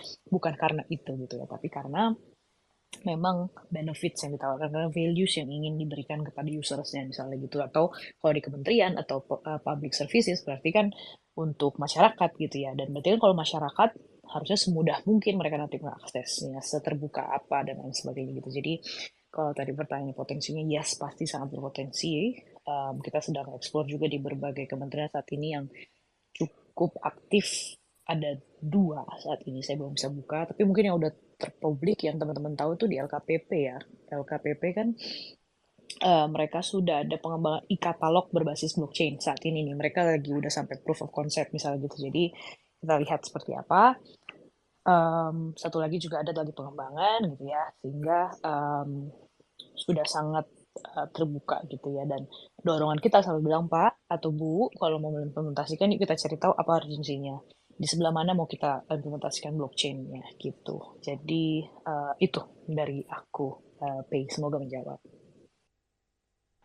Oke, baik Bu, sangat menjawab. Oke, boleh nih Mas Arief mungkin mau menambahkan atau menanggapi? Ya. Kaitannya masih dengan regulasi ya, mau menanggapi dengan Bu Asi ya.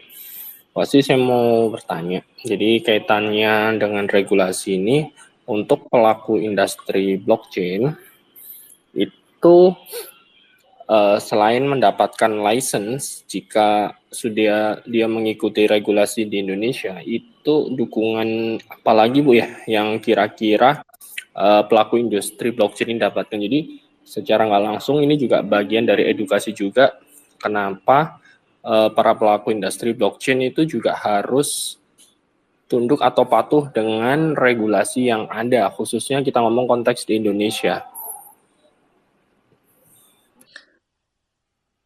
Thank you, Mas Arif. Sorry, tadi pertanyaannya jadi apa, Mas Arif? Uh, jadi ngomongin soal masih tetap di ranah regulasi. Jadi kaitannya dengan para pelaku industri blockchain.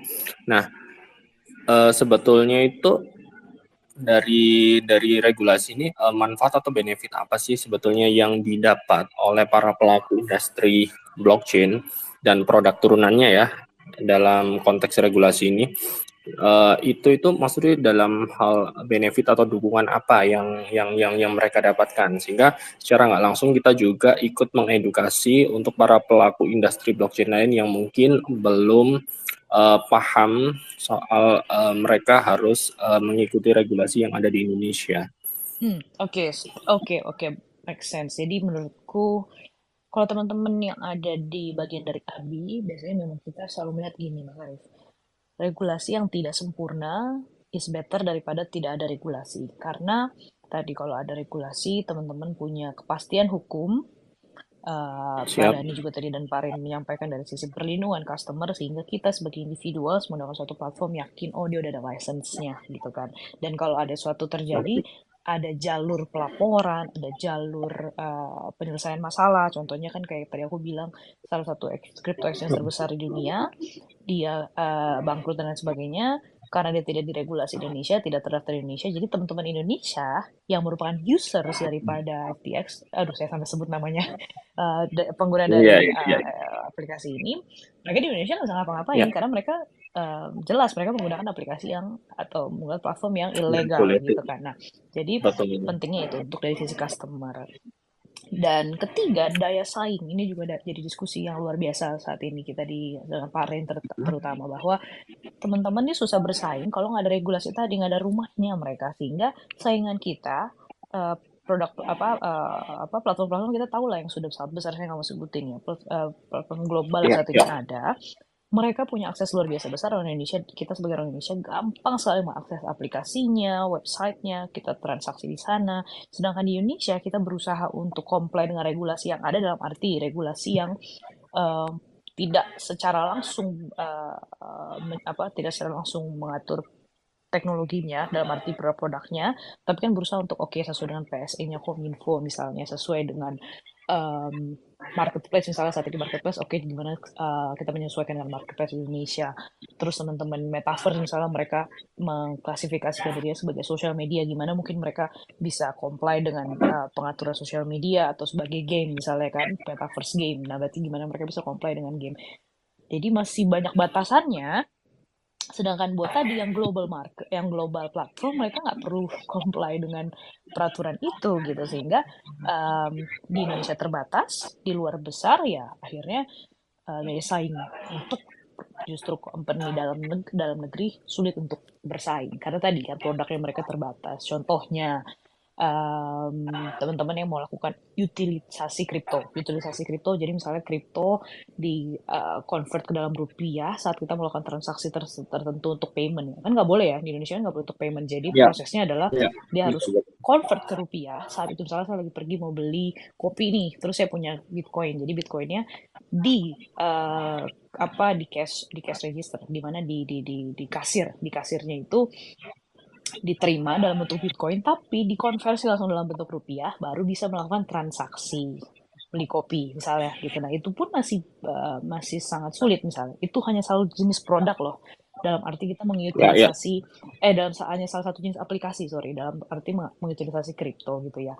Dan masih terbatas, sehingga akhirnya teman-teman ini yang mereka dibentuk di Indonesia, akhirnya mereka keluar ke negara lain untuk mendaftarkan license mereka, baru mereka bertransaksi lagi gitu. Jadi kan disayangkan di Indonesia mereka harusnya bisa berkembang, tapi tidak bisa berkembang. Jadi sebenarnya menurutku regulasi itu pentingnya untuk para pelaku industri dalam negeri justru untuk menjadi daya saing mereka gitu. Karena kan mereka perlu users, mereka perlu bersaing gitu, sehingga itu pentingnya regulasi. Oke, berarti kalau aku mungkin bisa garis bawah ya, sebetulnya yang dilakukan mungkin teman-teman ABI dan para regulator itu sebetulnya memberi rasa aman untuk para user atau industri kripto ini dengan mereka memberikan compliance dan aturan main yang sedemikian rupa. Tapi karena user kita itu karena platform luar itu sangat mudah diakses dan dengan resikonya yang seperti Bu Asih tadi jelaskan sepertinya ada kasus kebangkrutan exchange terbesar itu, masyarakat kita itu masih cenderung istilahnya mau gambling pakai yang platform luar daripada yang di dalam gitu ya Bu ya. Betul, terutama lagi kan hype ya. Dan orang Indonesia sangat suka hype. Kayak kemarin NFT lagi hype, oke mereka langsung cari, oh berarti pakai marketplace apa nih yang sudah besar di dunia gitu kan. Padahal kan besar tadi ya, belum tentu loh. Blue chip company kayak yang kemarin tadi saya sebutkan, overnight dia drop gitu kan. Jadi betul, aku rasa user pun terbatas untuk mengetahui bahwa karena mereka nggak ada gini. Kalau misalnya tadi crypto exchange, mudahnya mereka sudah gampang tinggal lihat oh ada listing dari Bapepti exchange yang sudah terdaftar. Sedangkan saat ini kalau kayak tadi NFT marketplace kah, produk apa aplikasi lain kah itu masih belum ada kan yang bisa kita pilih dari mana nih optionnya bisa dipilih yang mana gitu. Oke, cukup paham sih Bu Asih. Menarik malam ini, cukup jelas, cukup clear. Mungkin ya boleh nanti belajar lagi Bu ya di next pertanyaan berikutnya. Terima kasih Kak Pei, Bu Asih, dan Kak Tina. Mungkin bisa lanjut ke sesi berikutnya nih kita nih. Oke, baik Mas Arief, Bu Asi, dan juga teman-teman semua untuk tanggapannya. Oh ya, aku mau ingetin nih buat Facts Buddy semua yang mau bertanya atau memberikan tanggapan, boleh banget nih untuk langsung tulis aja di kolom komentar dan juga mention di @faxanium_id. Oke, Katina, boleh nih dilanjutkan pertanyaannya. Oke, thank you Felicia. Oke, aku lanjut ya, Pei. Oke, Facts Buddies, kita lanjut ke pembahasan selanjutnya. Aku mau tanya nih ke Mas Ren. Mas Ren, bagaimana sih teknologi blockchain dapat membantu memproteksi hak kekayaan intelektual dan kreatif? Dan boleh nih Mas Ren diberikan contoh-contoh di Ya, halo. Halo Mas Ren, Jadi, apakah ya oke. Ya kedengaran. Jadi kalau menurut saya teknologi blockchain melindungi kekayaan intelektual dengan dia mencatat sebuah karya itu siapa yang ngeminting duluan ya, siapa yang menghasilkan, kreatornya siapa gitu. Dan pada umumnya kayaknya kebanyakan sebuah karya yang sifatnya digital natif duluan. Ya digital natif duluan kayak misalnya NFT Bored Ape misalnya, itu kan digital natif dalam arti ya dari awalnya udah digital gitu. Dan dari situ kan mengubah sifat sebuah karya dari offline menjadi online yang memiliki scalability besar. Ya bahkan karya kan juga udah bisa difraksionalisasikan dan bisa dibeli oleh orang rame-rame gitu. Ya, dan selain sebuah art bisa juga musik ya. Dan musik karena musik kan bisa dibuat memang sudah natif digital gitu ya. Dan kalau di token kan itu bisa didanai rame-rame oleh orang banyak. Nah, dari situ kan kelihatan musik ini siapa yang buat, pertama kali siapa gitu ya, dan pemiliknya siapa. Jadi membuat sebuah karya menjadi punya skalabilitas tinggi ya kalau kita ngomongin IT seperti itu. Tapi bukan hanya karya tapi juga bisa highlight video ya. Kayak kami di Collectible kan NFT-kan highlight dari Liga Basket Indonesia. Nah, itu juga bisa juga ditokenkan. Kayak gitu ya jawabannya, Tina.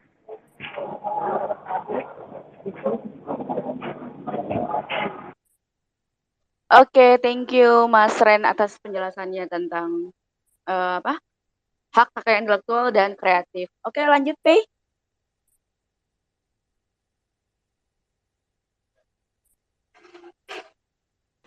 Oke, baik Katina. Oke, Bu Asi, ada yang bertanya nih dari salah satu teman kita yang ada di Telegram. Dia bertanya tentang regulasi.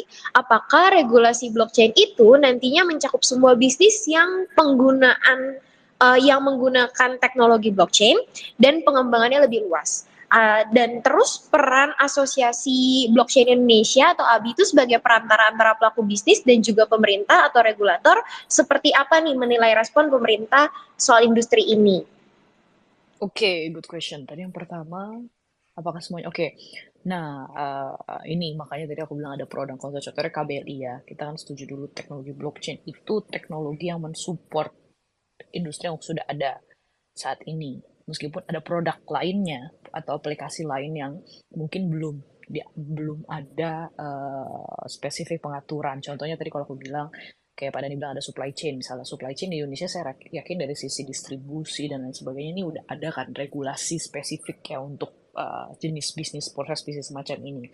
Jadi saat dia menggunakan teknologi blockchain, seharusnya sudah tidak menjadi isu dalam arti tidak ada lagi perlu ada pengaturan spesifik gitu kan, karena sudah ada base-nya sebagai supply chain. Hanya saja dia sedang menggunakan satu teknologi untuk mengefisienkan sebuah proses supply chain, misalnya gitu. Atau perbankan saat ini misalnya. Perbankan banyak layanan yang mereka berikan, contohnya remittance dan lain sebagainya. Misalnya ternyata remittance-nya berbasis blockchain. Atau produk-produk blockchain misalnya digunakan untuk proses remittance. Seharusnya dengan core bisnis dia sebagai perbankan dan layanan yang sudah ada pengaturannya kan sebenarnya harusnya mereka hanya tinggal mengikuti regulasi yang sudah ada, betul ya. Tinggal jadi saya rasa tadi kalau pertanyaannya apakah nanti ada regulasi yang mengatur segalanya, karena kan kalau menggunakan blockchain nggak gitu, sama seperti internet lah. Contohnya nggak mungkin kan internet saat ini regulasi di internetnya gitu kan, nggak, bukan internetnya yang diregulasi tapi bisnis yang menggunakan internetnya misalnya gitu kan. Tapi itu pun tidak tidak dalam arti ada pengaturan spesifik, oh karena perusahaan ini pakai internet jadi ada pengaturan gini-gini, kan nggak gitu ya. Mungkin kalau punya sistem elektronik ya tadi ada PSA-nya gitu, jadi lebih ke arah sana gitu. Tapi betul bahwa ada aplikasi, ada produk yang mungkin lebih spesifik belum ada nih di market atau industri mainstream saat ini. Ada kripto, ada NFT tadi misalnya yang sedang berkembang. Ini belum ada pengaturannya, nah inilah harus ada pengaturan yang spesifik. Lalu ada aplikasi-aplikasi yang saat ini saya yakin ada banyak pengembangan. Nah ini di mana di sinilah harus ada pengawasan dari sisi aplikasinya gitu. Jadi saya rasa yang spesifik itu memang lagi kita kaji. Kita lagi mengkaji bersama, kita lagi mencari uh, bentuk gambaran seperti apa yang tepat gitu ya. Kita lagi mengkaji agar pengawasannya tepat tadi. Jadi nggak bukan berarti hampir sama lah seperti internet tadi saya bilang. Semua perusahaan sekarang menggunakan internet ya. Dalam arti punya aplikasi tertentu kayak yang berbasis internet, elektronik dan lain sebagainya. Bukan berarti dia punya pengaturan spesifik tertentu gitu ya, tapi dalam arti hanya tadi PSI-nya gitu. Pertanyaan kedua, boleh diulang nggak ya, P? Tadi pertanyaan keduanya kalau nggak salah, aku lupa. Terus peran ABI di sini itu sebagai perantara antara pelaku bisnis dan juga pemerintah, atau gimana nih? Oke, pertanyaannya tadi lebih ke kalau karena udah jadi perantara, responnya pemerintah seperti apa ya? Sejauh ini positif, dalam arti tadi saya bilang mengenai selalu saya harus mengulang kenapa, karena memang ini salah satu regulasi yang paling clear di Indonesia terkait produknya blockchain itu kripto ya. Jadi contohnya sama Bapepti, Kementerian Perdagangan itu kita masih secara intens melakukan diskusi. Diskusi ini sifatnya adalah hearing, public hearing. Jadi mereka mengundang asosiasi untuk memberikan masukan spesifik terkait apa, misalnya ABCDE ada poin-poinnya lagi dikembangkan oleh Bapepti atau bahkan kita yang memberikan masukan dalam arti pengaturan ini belum ada nih, padahal penting misalnya gitu ya. Jadi kita memberikan masukan, nanti diatur juga. Jadi sejauh ini sangat baik kalau dari sisi pengaturan kripto. Dan kedepannya akan dari dinamika bergeser ke OJK. Nah kita juga akan melihat seperti apa diskusinya. Tapi sejauh ini, kalau sesuai dengan undang-undang yang kemarin keluar PPSK kan sedang disusunnya oleh Kementerian Keuangan, Kemenq. Jadi diskusi itu sudah kita lakukan 2 kali, mulai dari audiensi maupun public hearing juga dengan Kemenq, jadi sangat terbuka gitu ya. Dari sisi teknologi blockchain, kita sudah sangat aktif dengan Kominfo, sangat baik responnya dalam arti mereka mencoba untuk memfasilitasi. Yang paling sudah ada saat ini yang kami rasa sudah sangat positif, KBRI misalnya. Jadi ini sebelum ada KBRI keluar itu kita diskusi cukup beberapa kali dengan Kominfo di tahun 2021 ya, 2020 saya lupa, KBRI itu 2020 seingat saya. Kita udah diskusi sebelumnya terkait keperluan ada KBRI, dan KBRI ini pun masih lagi mau dikembangin baik dari definisi teknologinya, definisi KBRI-nya sendiri ini tuh mau mencakup apa? Apakah hanya pengembang blockchain seperti Pak Dhani Vexanium, misalnya Vexanium sebagai protokol dan sebagainya, atau juga dalam sisi pengimplementasian blockchain dari misalnya perusahaan dia tidak mengembangkan blockchain tapi dia menggunakan blockchain. Nah, apakah juga menggunakan KBRI ini? Nah, ini juga sedang kita eksplorasi bersama dari sisi KBRI-nya, definisinya gitu ya. Kedua, kemarin juga baru minggu lalu lah, beberapa minggu yang lalu kita diskusi juga dengan Kominfo terkait personal data protection. Ini kan juga masih kita diskusikan nih, seperti apa sih untuk teman-teman personal data protection di pelaku industri blockchain maupun kripto misalnya. Nah, ini juga didiskusikan. Lalu juga mengenai sanksi administrasi dari aplikasi gitu ya, maupun platform-platform yang misalnya ilegal dan lain sebagainya, atau platform yang sudah terdaftar atau sudah punya license tapi tidak menjalankan tanggung jawabnya dengan tepat, misalnya tidak mengirimkan report dan lain sebagainya. Nah, ini juga kita diskusikan bersama gitu. Jadi sejauh ini saya rasa positif sekali ya, pemerintah Indonesia itu masih sangat positif, selalu membuka pintunya untuk mendengar masukan dari industri. Tapi kembali, kalau kita bisa memberikan dorongan adalah percepatan gitu, karena percepatan ini sangat mempengaruhi perkembangan industri di Indonesia, perkembangan industri blockchain di Indonesia. Tidak hanya blockchain ya, saya kalau ngomong industri, kata tadi blockchain ini mendorong pergerakan industri supaya menjadi lebih baik. Jadi industri yang lain pun akan khawatir untuk mengimplementasikan blockchain karena belum ada tadi kepastian hukum misalnya gitu ya. Jadi akhirnya terhambat. Mereka yang harusnya bisa berinovasi menggunakan suatu teknologi baru menjadi terhambat gitu. Jadi itu semoga menjawab dua pertanyaan tadi ya.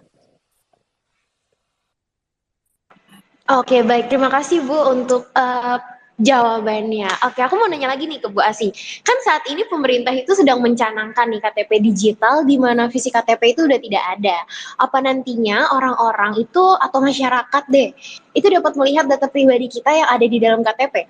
Nah, seperti yang kita tahu nih bahwa blockchain itu kan memiliki keunggulan dari segi transparansi. Apakah konsep KTP digital ini menurut Ibu bisa diimplementasikan seperti blockchain yang memiliki sifat transparansi, atau apakah ini dapat melindungi data informasi pribadi penggunanya? Gimana nih menurut Ibu? Oke, nah ini yang perlu diklarifikasi menurutku. Setiap kita ngomongin blockchain ada kata transparansi yang kadang-kadang seakan-akan ini seperti gimana transparansi, apakah publik bisa melihat data dan lain sebagainya. Nah, ini yang salah ya. Contoh yang paling sederhana, baik tadi ada satu iktp misalnya. Contoh yang paling sederhana, saya saat umur 17 tahun lulus dari SMA, saya bikin KTP. Saat saya bikin KTP, saya pergi ke kelurahan, saya isi satu form, ditanya nama, tempat tanggal lahir, alamat, dan lain sebagainya gitu ya. Lalu saya dapat KTP kan. Terus setelah saya bekerja, saya harus bikin NPWP gitu ya. Lalu saya ke mana, DJP, ya kantor pajak. Lalu saya isi form dengan pertanyaan nama, tanggal lahir, alamat, dan lain sebagainya. Lalu jadi nih NPWP saya. Lalu ternyata saat saya bekerja, saya ada kewajiban untuk pergi ke luar negeri. Saya harus bikin paspor, kembali saya ke kantor imigrasi, saya mengisi form dengan pertanyaan yang sama, ya, nama, tanggal lahir, dan sebagainya. Nah, ini kita lihat ada pengulangan proses yang menjadi tidak efisien. Kedua, menjadi tidak efektif karena kemungkinan adanya kesalahan pengisian. Ini adalah isu yang sering dihadapi. KTP, paspor, NPWP bisa beda-beda namanya, bisa beda tanggal lahir dan lain sebagainya. Nah, ini kan isu yang sangat krusial. Bahkan sampai ada satu individu punya double identity misalnya. Nah, ini menjadi isu. Pertama tadi menggunakan blockchain harusnya menjadi satu pencatatan yang memverifikasi bahwa satu individu ini sudah punya satu database di satu pencatatan dukcapil misalnya gitu ya. Jadi, nanti kalau ada proses transparansi yang saya sebut adalah, misalnya, saya harus membuat NPWP. Saya udah, saat saya pengisian KTP, misalnya pembuatan KTP di Dukcapil atau Kelurahan, sudah tercatat Dukcapil data saya. Transparansi yang dimaksud adalah saat saya mau membuat NPWP, saat saya ke kantor DJP tersebut sudah nggak perlu lagi saya minta isi form, tapi tinggal saya sebagai individu yang mempunyai akses terhadap aset saya tadi, aset digital, yaitu identitas saya, tinggal saya berikan akses data tersebut ke lembaga yang membutuhkan. Misalnya tadi kalau saya ke NPWP berarti ke kantor DJP, berarti saya buka akses ke DJP, ada akses data saya gitu ya.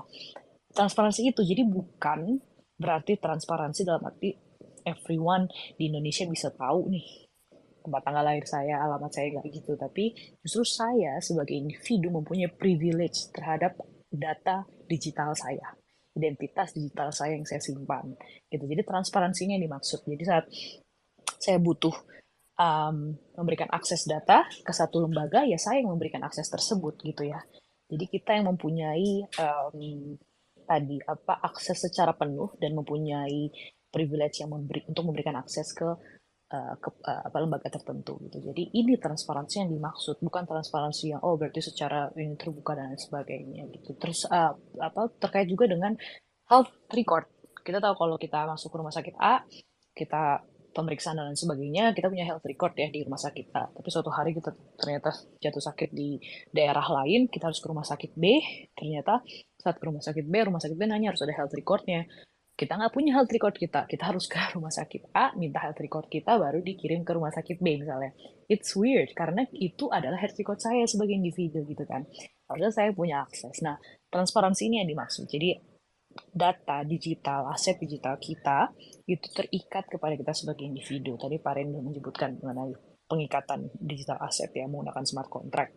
Nah, jadi saat data tersebut terikat ke kita lah yang punya akses dan kita yang punya privilege memberikan akses tersebut. Gitu. Jadi transparansi di sini yang menurutku harus diluruskan, transparansi apa gitu. Itu dari aku, P. Semoga menjawab. Oke, baik. Terima kasih Bu untuk jawabannya. Nah, Mas Arief, bagaimana nih? Mau menanggapi? Ya. Bahasanya dalam sih, cuma ya itu tadi Bu Asih mungkin boleh tanya nih soal regulasi Bu Asih ya, kaitannya dengan para pelaku industri blockchain ini Bu Asih. Kira-kira blockchain ini kan secara spirit itu bisa dikatakan kan decentralized ya Bu Asih ya. Sedangkan kalau kita ngomongin regulasi itu berarti itu harus QIC atau mungkin lebih jadi centralized. Jujur sampai dengan di 2023 sekarang ini banyak juga beberapa project yang anonim.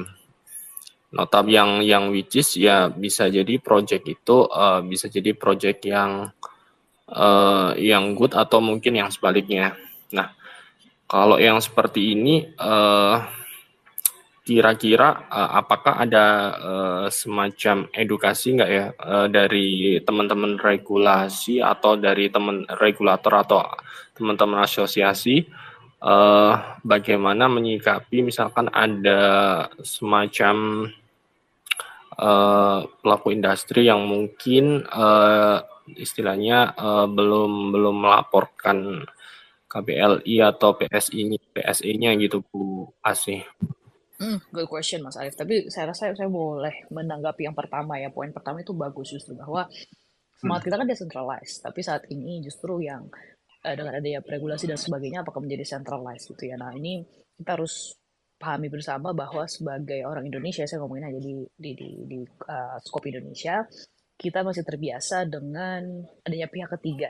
Mas Arief, itu masih sulit. Itu sudah menjadi habit kita sebagai orang Indonesia karena tidak ada rasa percaya terhadap kita tahu ya sebelum ada teknologi ini sulit sekali untuk kita mempercayai suatu pihak, makanya perlu ada pihak ketiga gitu. Nah pihak ketiga ini yang menjadi pihak centralized biasanya gitu kan, dan membantu untuk memastikan suatu transaksi terjadi. Nah pergeseran dari adanya pihak ketiga lalu menjadi yang bisa peer to peer atau secara langsung ini juga perlu waktu gitu. Contohnya, betul. Contohnya di Indonesia saat ini, kembali saya harus menyebutkan kripto. Kenapa? Karena ini yang sudah cukup baik diawasi. Misalnya, teman-teman di Indonesia masih sangat percaya dengan centralized exchange, gitu kan? Karena merasa lebih aman dan lain sebagainya gitu, ada pihak ketiga gitu ya. Meskipun kita tahu bahwa kalau teman-teman yang paham, bahkan sebenarnya kalau transaksi dalam arti transaksi kripto itu peer to peer sangat mungkin dilakukan, betul kan? Wallet antar wallet itu gampang sekali, teman-teman punya wallet kirim ke wallet lain itu sangat mudah misalnya gitu. Tapi kembali ada pihak ketiga memberikan rasa lebih aman saat ini gitu ya, sambil pelan-pelan mungkin nanti bergeser menjadi decentralized dan lain sebagainya.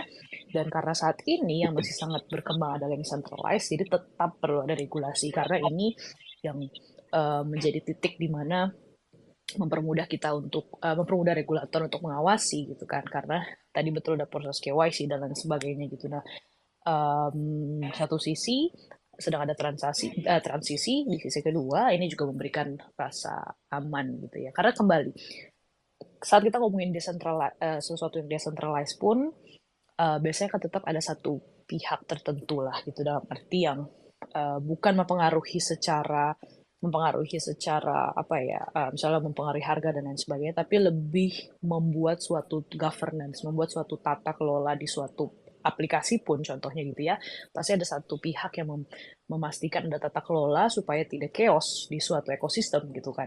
Suatu protokol blockchain supaya menjadi aman harus ada governance di dalamnya supaya sepakat, supaya ada konsensus gitu kan. Nah ini saya rasa tetap ada seperti itu, cuman memang sifatnya lebih decentralized. Jadi tadi ada kesepakatan, ada fairness gitu ya kira-kira gitu. Nah, jadi itu dari sisi tadi kata centralized dengan decentralized ini memang masih ada proses transisi. Kedua, kalau mengenai edukasi ini sebenarnya bukan edukasi ya, tapi kita lebih tindakan tegas gitu ya. Jadi kalau di crypto exchange pun kita sendiri memberikan list ada lebih dari 300 crypto exchanges global yang masih bisa diakses di Indonesia, baik itu aplikasi maupun website yang kita kirimkan ke Kominfo bahwa ini mereka belum dapat license loh dari Bapepti, sehingga mereka harus diblokir, tidak hanya website tapi juga aplikasinya di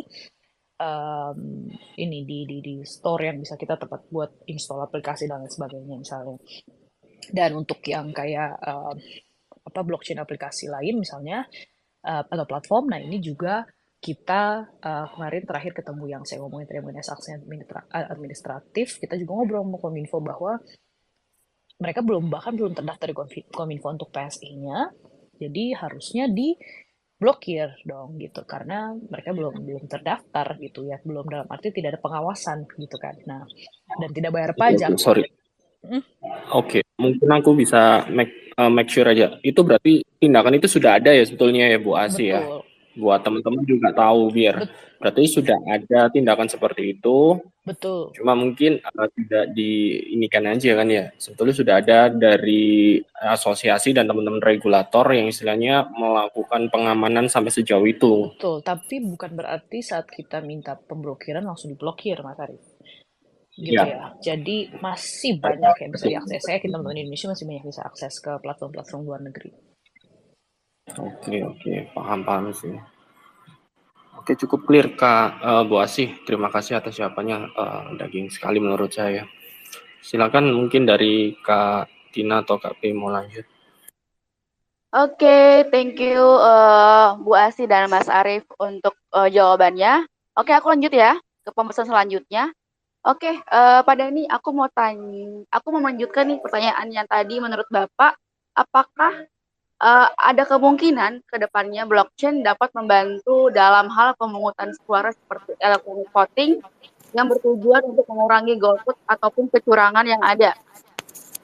Oke, ya pertanyaannya bagus sekali. Ya, jadi memang blockchain ini memang secara konsensus tuh di beberapa blockchain memang secara konsensus itu memang menggunakan sistem voting ya. Khususnya kalau di blockchain ini kan kita pakai konsensus yang namanya delegate proof of stake. Jadi semua user itu bisa dan pengguna itu bisa melakukan pemungutan suara untuk memilih para validator atau miner yang berhak menentukan jalannya governance dari sebuah blockchain. Nah, sebenarnya sama juga di pemerintahan itu sebenarnya teknologi ini itu sangat mungkin ya diterapkan ya. Karena memang secara apakah bisa, ya memang blockchain itu sangat mumpuni. Jadi kalau kita lihat di sini ada beberapa hal ya kenapa blockchain itu bisa digunakan untuk pemungutan suara, dan walaupun sebenarnya sekarang itu sudah digunakan di protokolnya itu sendiri ya. Jadi memang yang pertama adalah keamanan dan integritas. Jadi blockchain itu bisa membuat sistem itu pemungutan suara itu menjadi lebih aman dan terpercaya. Jadi dan terdesentralisasi dan terenkripsi ya. Dan yang kedua itu transparansi. Jadi dengan sistem pemungutan suara berbasis blockchain, pemilih itu bisa terverifikasi dan suaranya dihitung ya dan tercatat dengan benar. Jadi dengan keterbukaan dan transparansi. Jadi itu bisa meningkatkan kepercayaan publik dan integriti terhadap sebuah sistem pemungutan suara. Yang ketiga itu efisiensi dan biaya. Jadi sebenarnya itu dengan pemungutan suara elektronik berbasis blockchain itu kita memungkinkan pemilihan umum yang lebih efisien ya, dan hemat biaya. Itu yang ketiga. Dan yang selanjutnya itu adalah digital identity. Jadi memang dengan adanya digital identity berbasis blockchain, ini setiap individu tuh bisa memiliki dan memverifikasi identitas sendiri ya. Jadi ini juga mencegah kecurangan. Namun memang hal yang perlu kita ini memang saat ini penerapannya itu masih sangat panjang ya. Tapi walaupun saat ini di protokol blockchain sendiri itu sudah menggunakan sistem ini. Jadi ada banyak sekali beberapa pabrik blockchain yang menggunakan basicnya menggunakan sistem pemungutan suara. Salah satunya di Vexamin kita menggunakan konsensus yang disebut oleh delegate proof of stake. Yang kurang lebih ini juga mirip ya dengan ada konsep voting. Jadi setiap pengguna mereka bisa melakukan voting kepada siapa validator yang mereka pilih, yang mereka sukai untuk mengamankan network dan memverifikasi transaksi di blockchain. Kurang lebih seperti itu sih pendapat dari saya. Oke, makasih Pak. Semoga ke depannya pemungutan suara ini bisa dilakukan apa ya dengan menggunakan teknologi blockchain. Oke, karena saat ini sudah jam 9 dan seluruh pertanyaan dari teman-teman komunitas juga sudah ditanyakan, dari aku dan Pei juga sudah cukup jelas. Walau sebenarnya masih seru banget nih buat dibahas lagi. Cuman sayang banget nih waktunya sudah tidak cukup lagi. Baik, aku mau mengucapkan banyak terima kasih untuk seluruh narasumber yang sudah mau meluangkan waktunya malam ini, baik dari Pak Dhani, Bu Asti, Mas Ren, dan Mas Arief. Maaf jika aku dan Pei ada salah kata yang terucap ya. Aku Tina dan teman aku Pei, kami izin pamit undur diri. Sekian dan terima kasih. Oke, terima kasih Bu Asti, Mas Arief, dan Mas Ren. Oke, terima kasih semuanya. Terima kasih Bu Asti. Terima kasih teman-teman yang sudah hadir. Thank you Pak Dada, thank you Pak Ray, thank you Tina, thank you Pei. Thank you semua. Thank you Bu Asti.